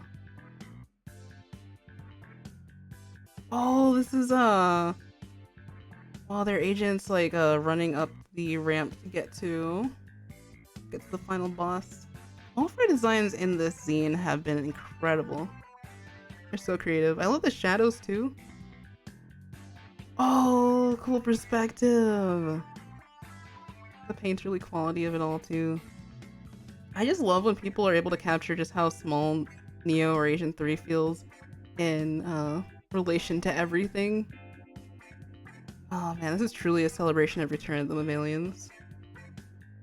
Ooh, pretty. You got small fry looking a bit more like a huge fry here. And the deep cut and Squid Sisters designs are so pretty. I love how the ears look.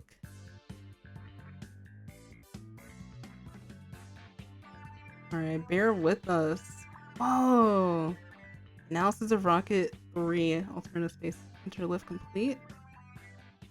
Oh, this is like, it's literally following two agents on their journey up to meet Mr. Grizz. Aww. They have color. 2015 Say of Color? And the instrumental too, oh my god. Oh, this is cute. Look at this spot art. It really is like a giant plushie. But they don't, well, they don't look like they're having a good time. Oh, okay, look at this. I don't remember Monica Carr's art style, so I can't tell which one is them yet. Also, let me drink some water. Bear with us.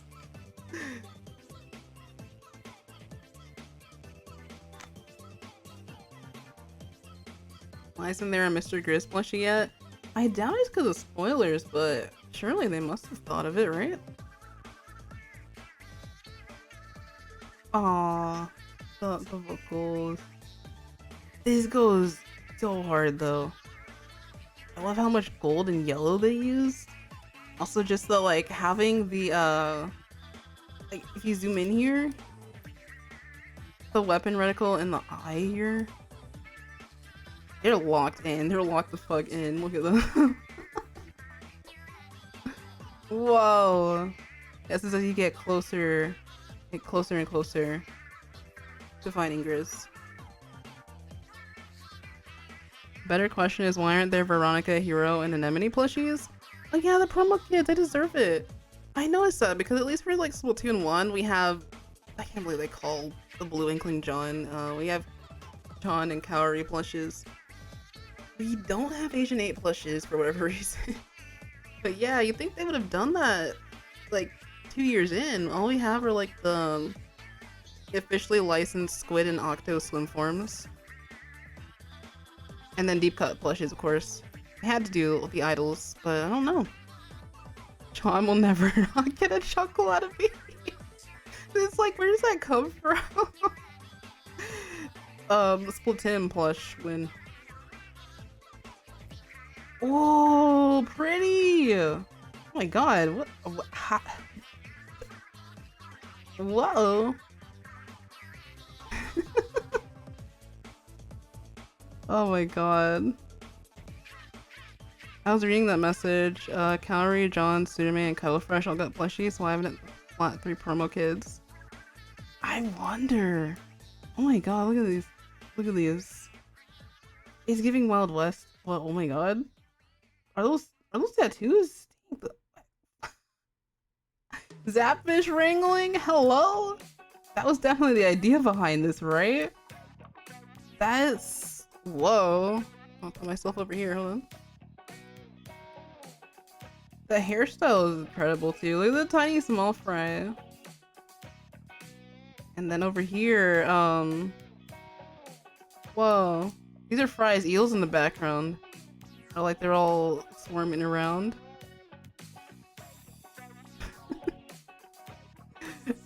These are such interesting pieces here. This is Ruggy on the right. Oh, I want to collect as many of the swim form plushes as I can. Yeah, I definitely, the ones I want the most are the ones that look like they would be Agent 3 and 8 coated. Like the neon green, coral red ones. Oh man. The only plushes I have to this day are still the Squid Sisters because I keep forgetting to buy all the others. Oh my god.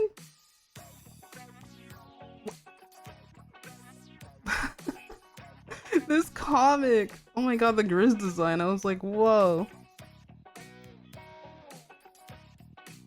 Wait, no, I want to zoom in. This is Moni's art right here? Oh my god. Grizz with the orange spacesuit and the helmet. I'm telling you, if I were you, I would have never joined the Squid Bear! Whoa. That's small fry talking. This is so creative though, the mix of like 2D and 3D. Of course, the Grizz line. Such dedication to your work. I think you've earned yourself a break. Now come here.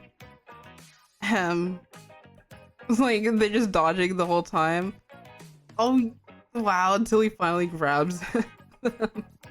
So I could break you. And then look at the way that the font looks. I'm gonna move myself out of the way. The font is so cool. Like it's broken glass. Dude. There's so much, like in each of the panels.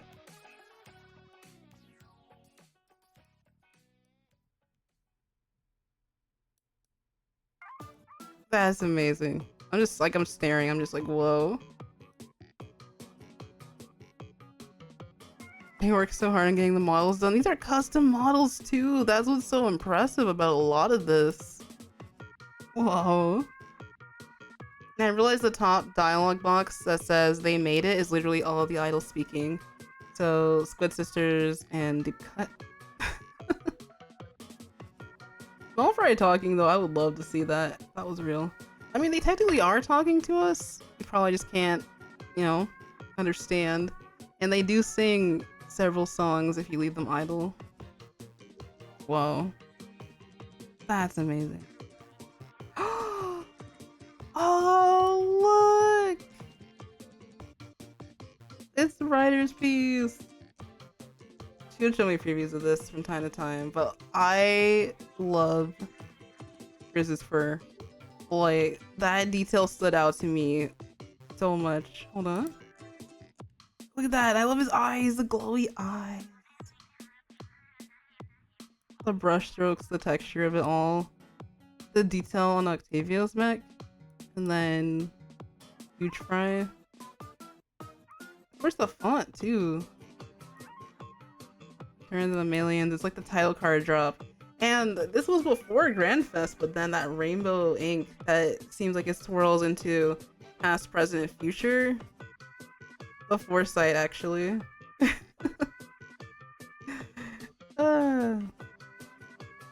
Yeah, it's fantastic. It's absolutely splatastic. There's golden eggs in the background too. I didn't even realize those were there before. And very, very like soothing to the eyes.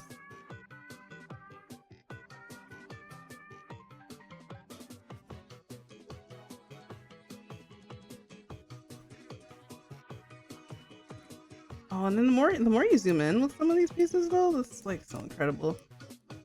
Look at the stars and the light around the earth itself.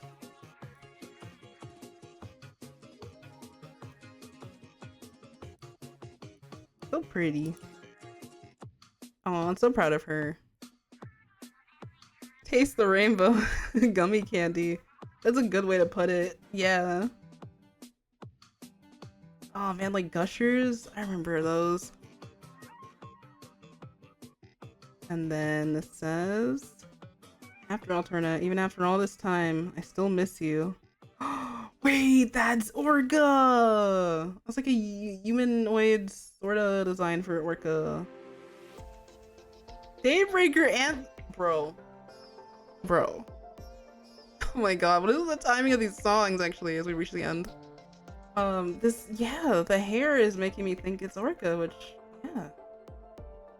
That's so cool. We got little error windows in the background.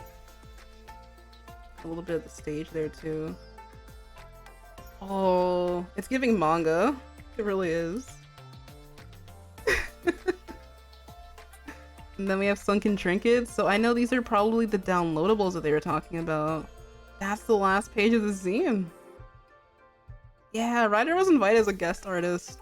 I know a couple people were too, but I only remember her for right now, so everyone did an amazing job. Every single artist and writer. And I'm still gonna call the 3D modelers artists just for the sake of it. All the contributions were fantastic. So I believe you can click in here, like if you are accessing this page, you can click on the little USBs there. So you can get a set of 4 animated, semi-animated digital stickers featuring characters from Alterna to use on social media or instant messaging. You can even get creative and print them out to turn into your own physical stickers. These are so cute, and look, when you zoom in, for Callie it just says, "Let her in." So foreboding. Oh, Sleepy Captain. Small Fry. Neo, Grizz. This set contains both the Inkling and Oxling iterations of Neo Agent 3 playing with Little Buddy, who spots different hairdos, or sports different hairdos, to match Neo 3's. Both Little and Big Buddy are available with abstract backgrounds and hand-painted backgrounds of Site 1. So cool. Yeah, look at these. They're almost like mini prints or bookmarks. I'm new here, so I'm just wondering, is this... Oh, no. This is a collaborative zine that was created with multiple artists and writers. So all of these works have been by different artists. And so it's brought together like as a celebration of Splatoon 3's story mode. It was released recently on September 9th of this year. You can access it. I will go ahead and drop the link again. Or I'll drop the link for the zine page itself. Thank you so much. Welcome to the stream. Here's where you can access it. But yeah, this was a collaborative effort. Team Records, we have all the credits now.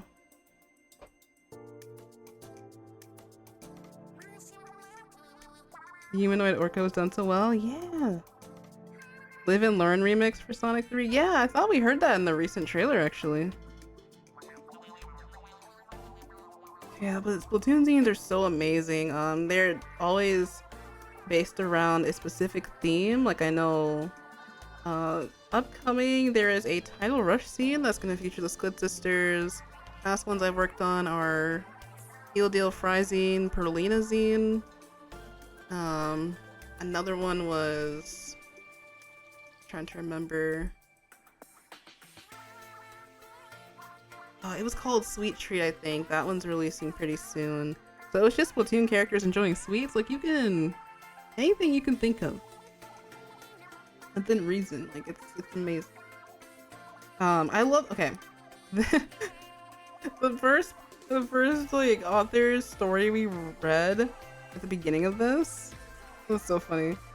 I like how their credit message was like they let us have like yearbook quotes, so to speak. Dr. Rory's just says, "In the lab, straight up researching it, and by it, well, let's just say my Alterna." If y'all know what that's referencing, you get it. But I was weak. I was weak when we turned the page and I saw that. I was like, No shot. No shot, actually. If the orca is 15 minutes late to the test site, we're allowed to leave.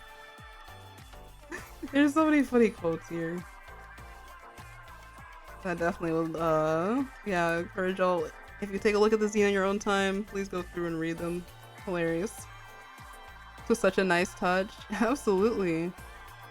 Round of applause for everyone's hard work. Took my breath away several times, I'm not gonna lie. So much love from every artist, for real. Alright, let's keep going through.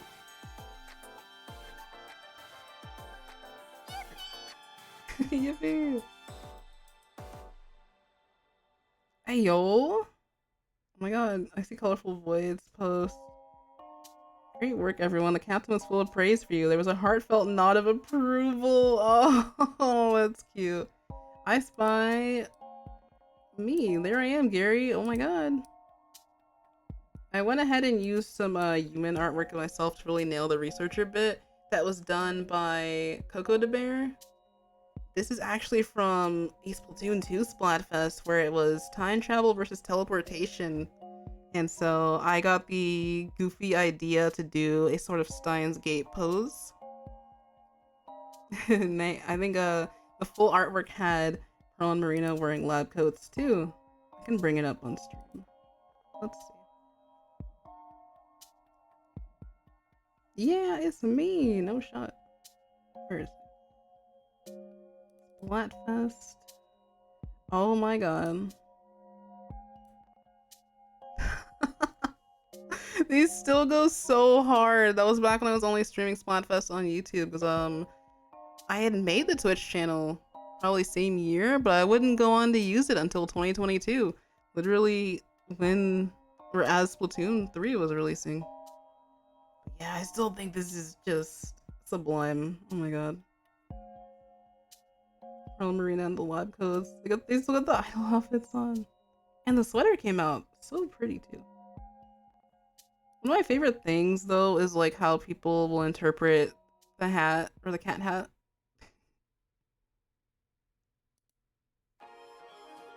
It is yumeparadox. Oh my god. Literally, that's what it's giving. But it's a Steins Gate pose, and it was so fun to see them work on this. I remember this from years ago. Yippee! I feel like some of this art, I really want to have like a gallery for stuff eventually. Like some of this stuff, you probably don't really see it again after it's like posted on the community tab or as a thumbnail. Like that's mostly where you would see it. Even after years, your Twitter gallery just pushes everything down. I definitely want to give so much appreciation to all the artists I've worked with over the years. Wouldn't be here without them, honestly. Or at least visually speaking, things wouldn't be as fresh as they are, you know? So cool. Did I actually close out of the... Oh, I did. I thought I went to another tab. Alright, but yeah, speaking of that's the story of the art behind my icon there. All my info is down below, but that can also be found on my website too. I like the little weapon details they let us have. So I asked for Tri-Slosh, Octobrush, and 52 Gal. Yahoo! Right under here is Riot. So they go by Riotable on Discord. But here's their actual socials. And I was able to collab with them for the piece for The Future Stares Back. The message says, let me read mine and I'll read theirs. So I just used the spoiler blocks everyone's using. So for the full effect, I just said, I love Alterna and Splatoon. The research we've conducted here has been incredible, to say the least. Incredible. Thanks for reading and supporting this wonderful zine. Stay fresh. Yahoo!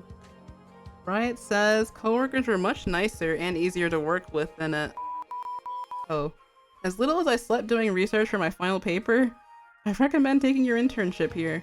They even have 24/7 available coffee vending machines. Can you believe it? Yeah, I wonder why you pick those. Hey, the one weapon I 5-star by accident, bro. I sure do love Tri-Slash though. I always have loved that little thing. Everyone was on board with a spoiler tab for both the zine as well as the marketing for it. Yeah!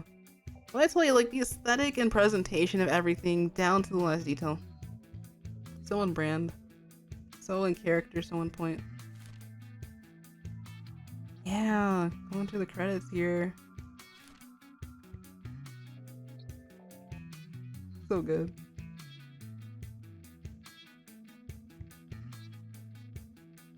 I like how someone's message was just like, I like to play and draw. Oh, there's receding tides. For making their first attempt at this trial, the subject appears to be sobbing profusely. More tests must be conducted for reliable results. A supply of handkerchiefs may be required. Oh my god.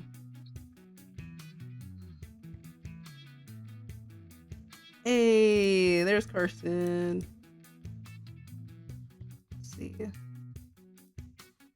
think I missed, I have to go back and see if I can find Kales. I'm proud to announce my internship with the Alterna Research Center, focusing on field study and report my findings. Ignoring the incident, this was a successful collab. I look forward to future cooperation with this team.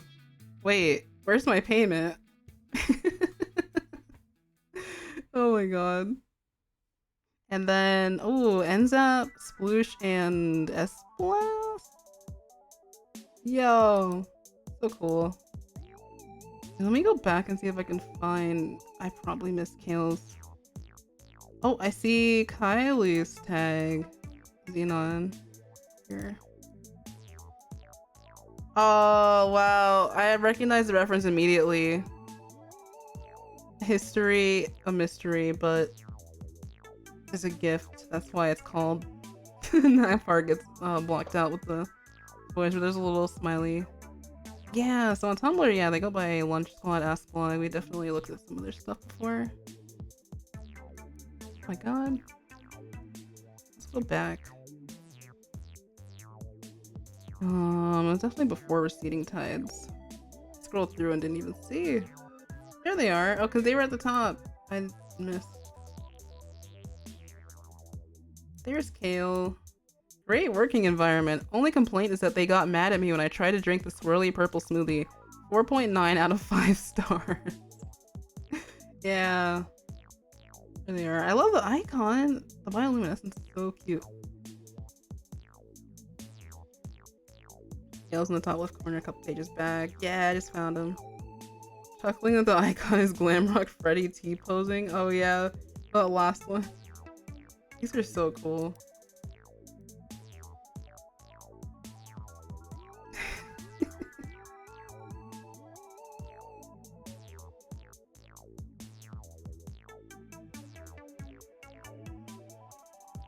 Oh. Hey, I see a familiar face. The bear is real. Yo, there's Ryder. Oh, the purple they chose too. It was wonderful working with everyone, and I thank the host for having me on board. Stay fresh. We have the Splash-O-Matic, Dualies, and oh, Mint Decapitator is interesting. But yeah, I know Ryder plays the Splat Dualies a lot. Adorable. Let's go. And then Rebby, this isn't the first time I got to work with them, but again, they're behind all the graphics and assets for this zine. Incredible job. I worked with them on Ink Pop zine as well. That was the one I was trying to remember. So I read the story for that one on a Twitter space. I need to do an actual proper narration. Graphic design's my passion, for real. Everything ate down. Thank you for reading. Goodbye for now. Oh man, the mission clear. Like that, specifically the After Alterna-esque one. That's... wow. That's Utopia of yesterday. All the mods were kind and supportive. Absolutely, yeah. It was always a pleasure, like, just... I don't know, wandering around the server whenever whenever it was time for check-in, or sometimes I just like pop in there and see what people are doing. Even if I didn't talk much, I could tell that it was an amazing, amazing community there.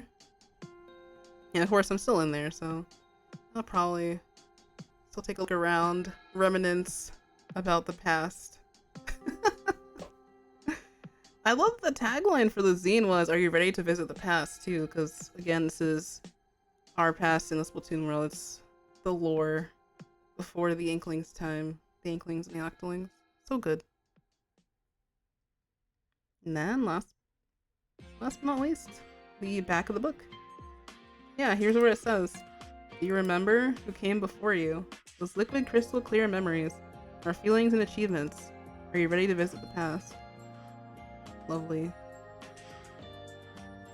That's the zine. I definitely encourage y'all to take a look on your own time, especially if there are some stories you want to check out. I was only able to read 3 of them, but I enjoyed everything that I did see. I'm so glad we could look at this together. It was my first time browsing through everything. Is this zine digital only? Yes, and it is only available from this link. They don't have a PDF yet. I could ask if they're planning to do one, but I feel like flipping through it is so immersive.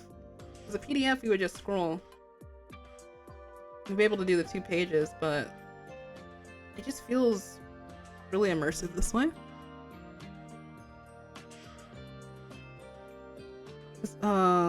Blossom because of the passion and love people put out there. Yeah, couldn't agree more.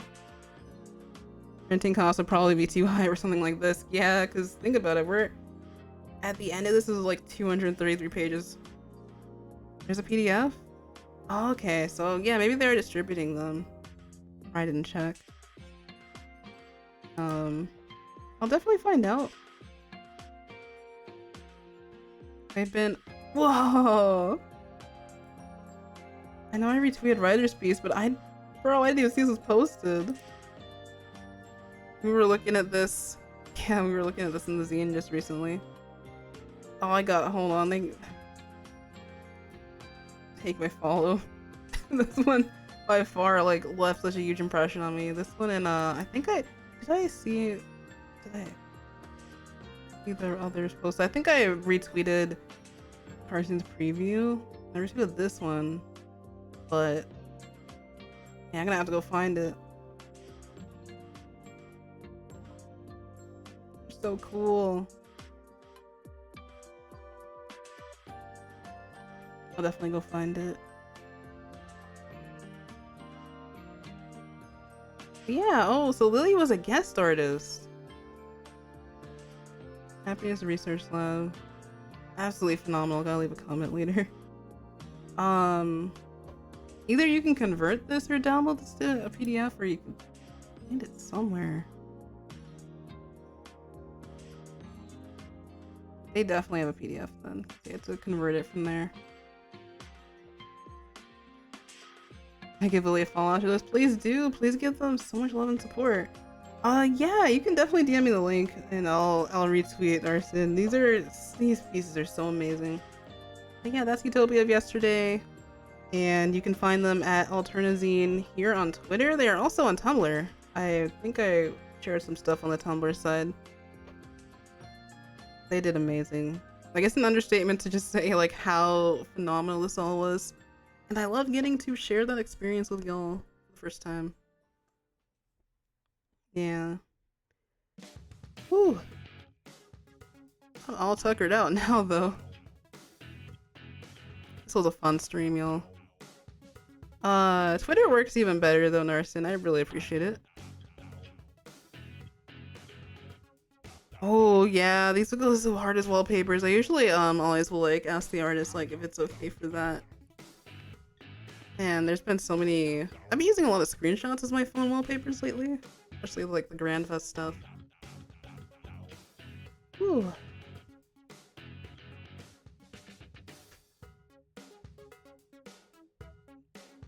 Bittersweet way to celebrate the anniversary this month. I am looking forward to Splatoon, and hopefully I'll be able to play with more friends this time. I don't know, as far as like ruler rank, I guess I've never really truly locked in, but my highest ruler rank has always been +6. There are some people like who are truly dedicated for Grand Fest. This was the spot fest to go past +20 or to finally max out. Like, people have shown us what ruler +99 looks like. Absolutely wild. So we'll see. I don't know what returning theme it'll be. I don't know if it'll be something new. But I could see them redoing this one because they have always historically redone Splatoon.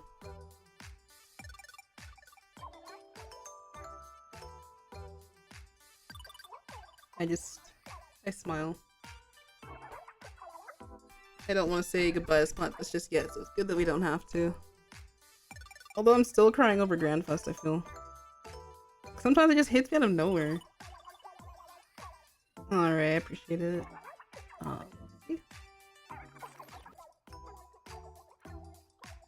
Yeah, there we go. Oh, I already did retweet.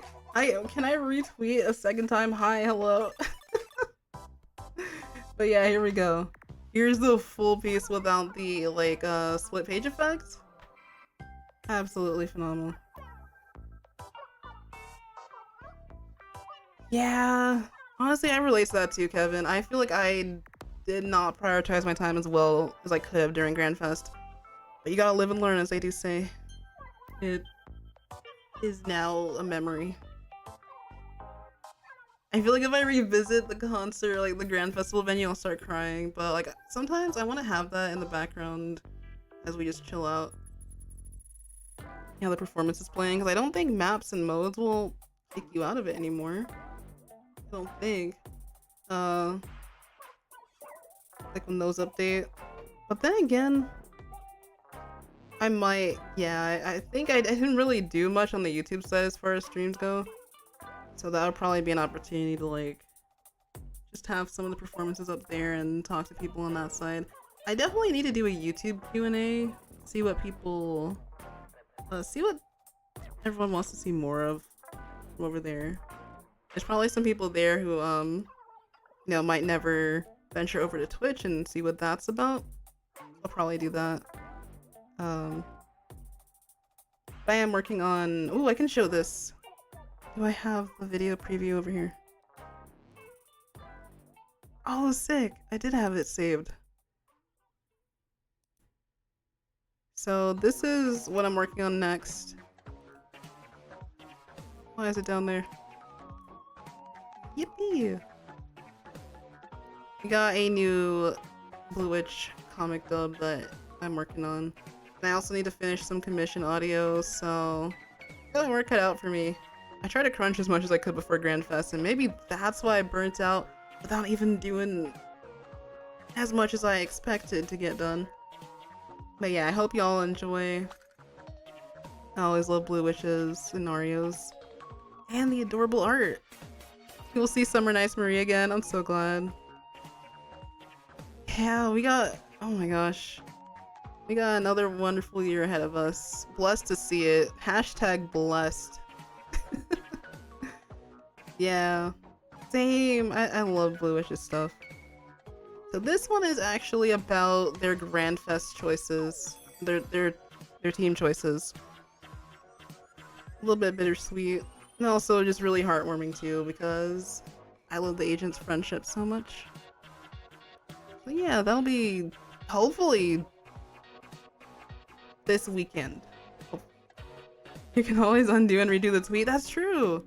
That's true, I can boost it. Let's go. Then I have to refresh the page. Small price to pay for salvation. There we go. And it's done.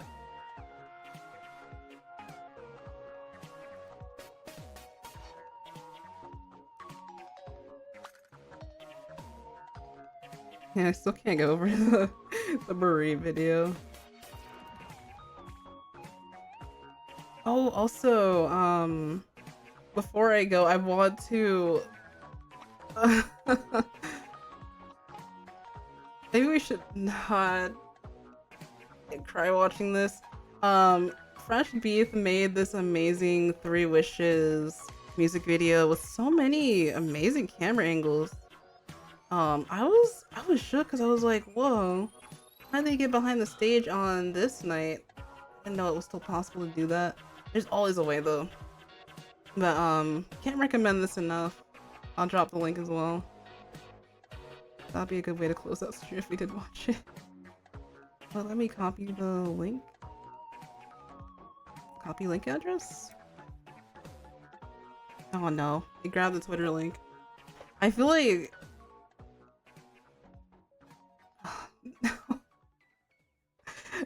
I do wanna watch it to close out stream, but I'm like, oh, but I'm gonna cry. But you know what? Would that be so bad? That wouldn't be so bad. And they're playing Into the Light, so I might as well. God.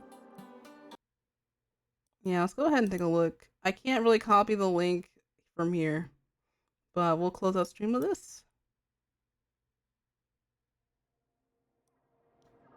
She's really cool. I'm not ready for whatever is about to happen to me.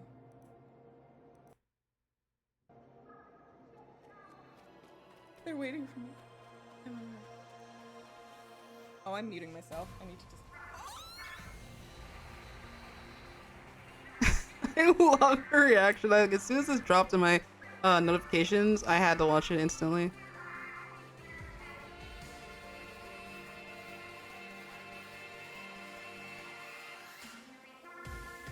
But yeah, it's done so well. Every camera angle is just so beautiful. It's exquisite.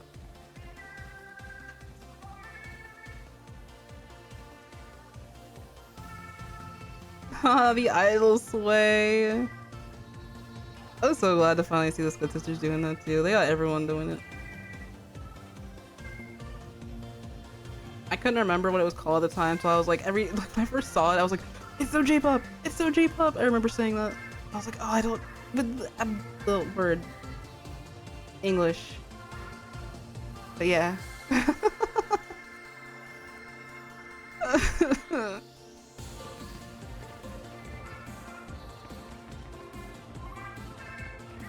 So many of these moves are just so adorable, like... What do you mean this was just last weekend?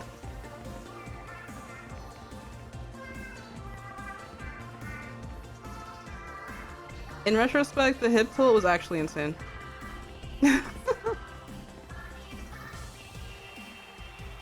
Hey.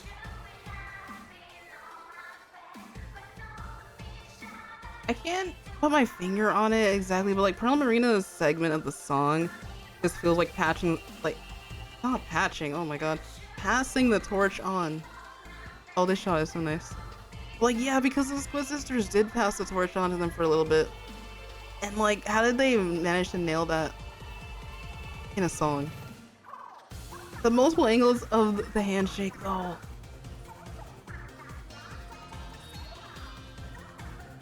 They cooked so hard in this video, like, what?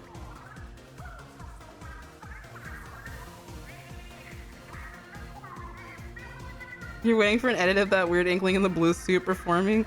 Oh yeah, the way that they always Photoshop them in. Not even Photoshop. Adobe After Effects. Oh my god, the Octam too.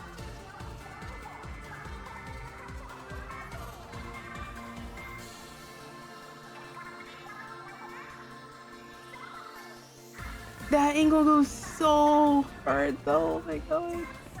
'Cause even I didn't see Marina's full expression as she's saying that to Pearl.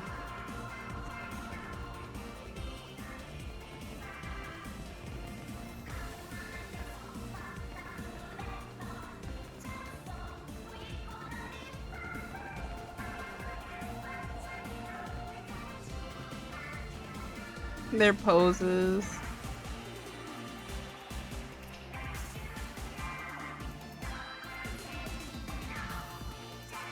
This can't be it for Now or Never 7, right? Even if it was, they dropped the biggest banger.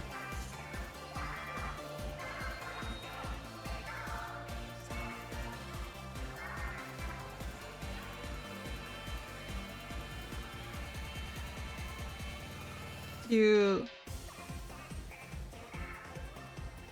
I find it funny though, like, even after watching Three Wishes for a while though, I love how deep cut they just hold the 3 pose for that.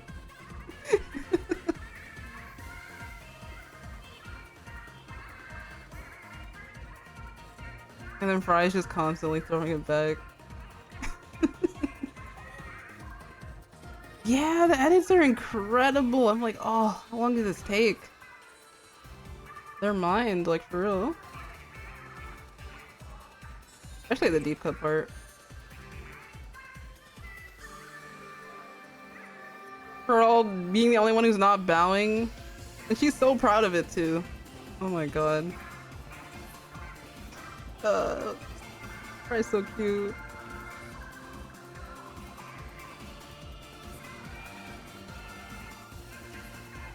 Oh, look at the audience.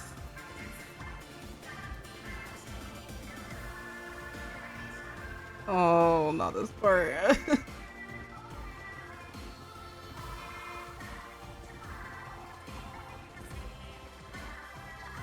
Marina.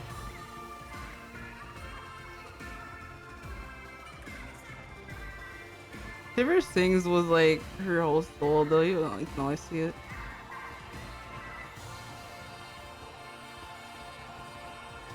Oh man.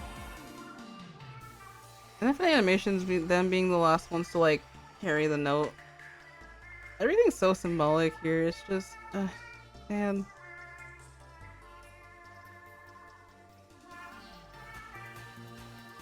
Oh, not the pan to the first, the first bit of the event.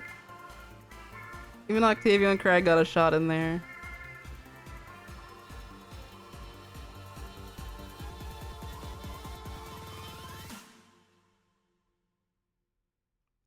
Oh, this 8.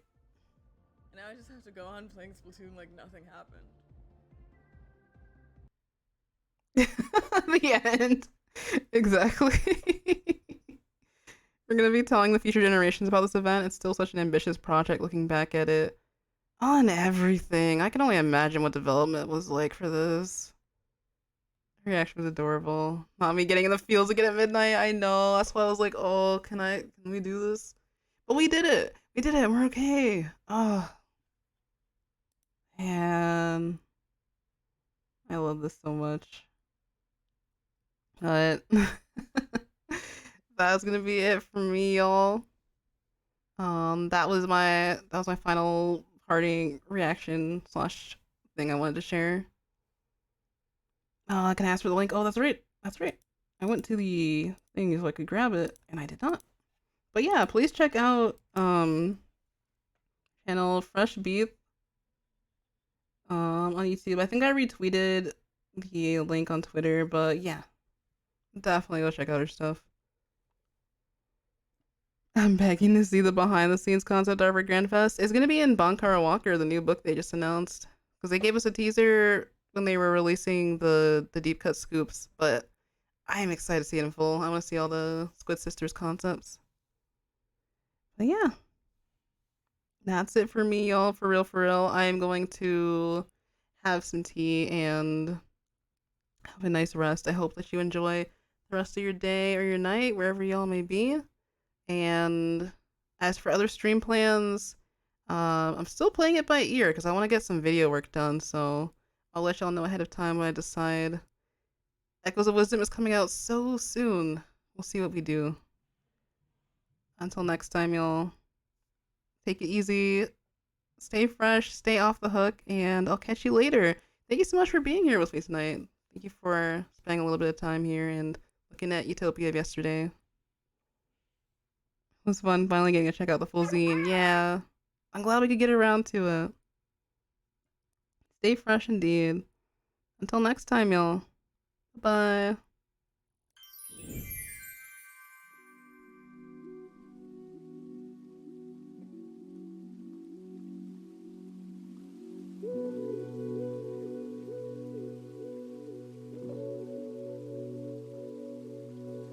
Makes me think I need to add the that's a good idea for sounds.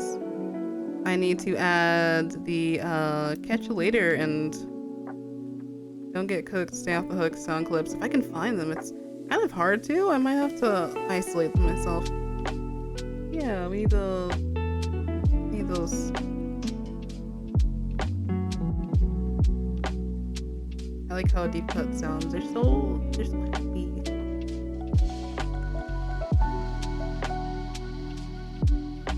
Yeah, have a great rest of your day or night.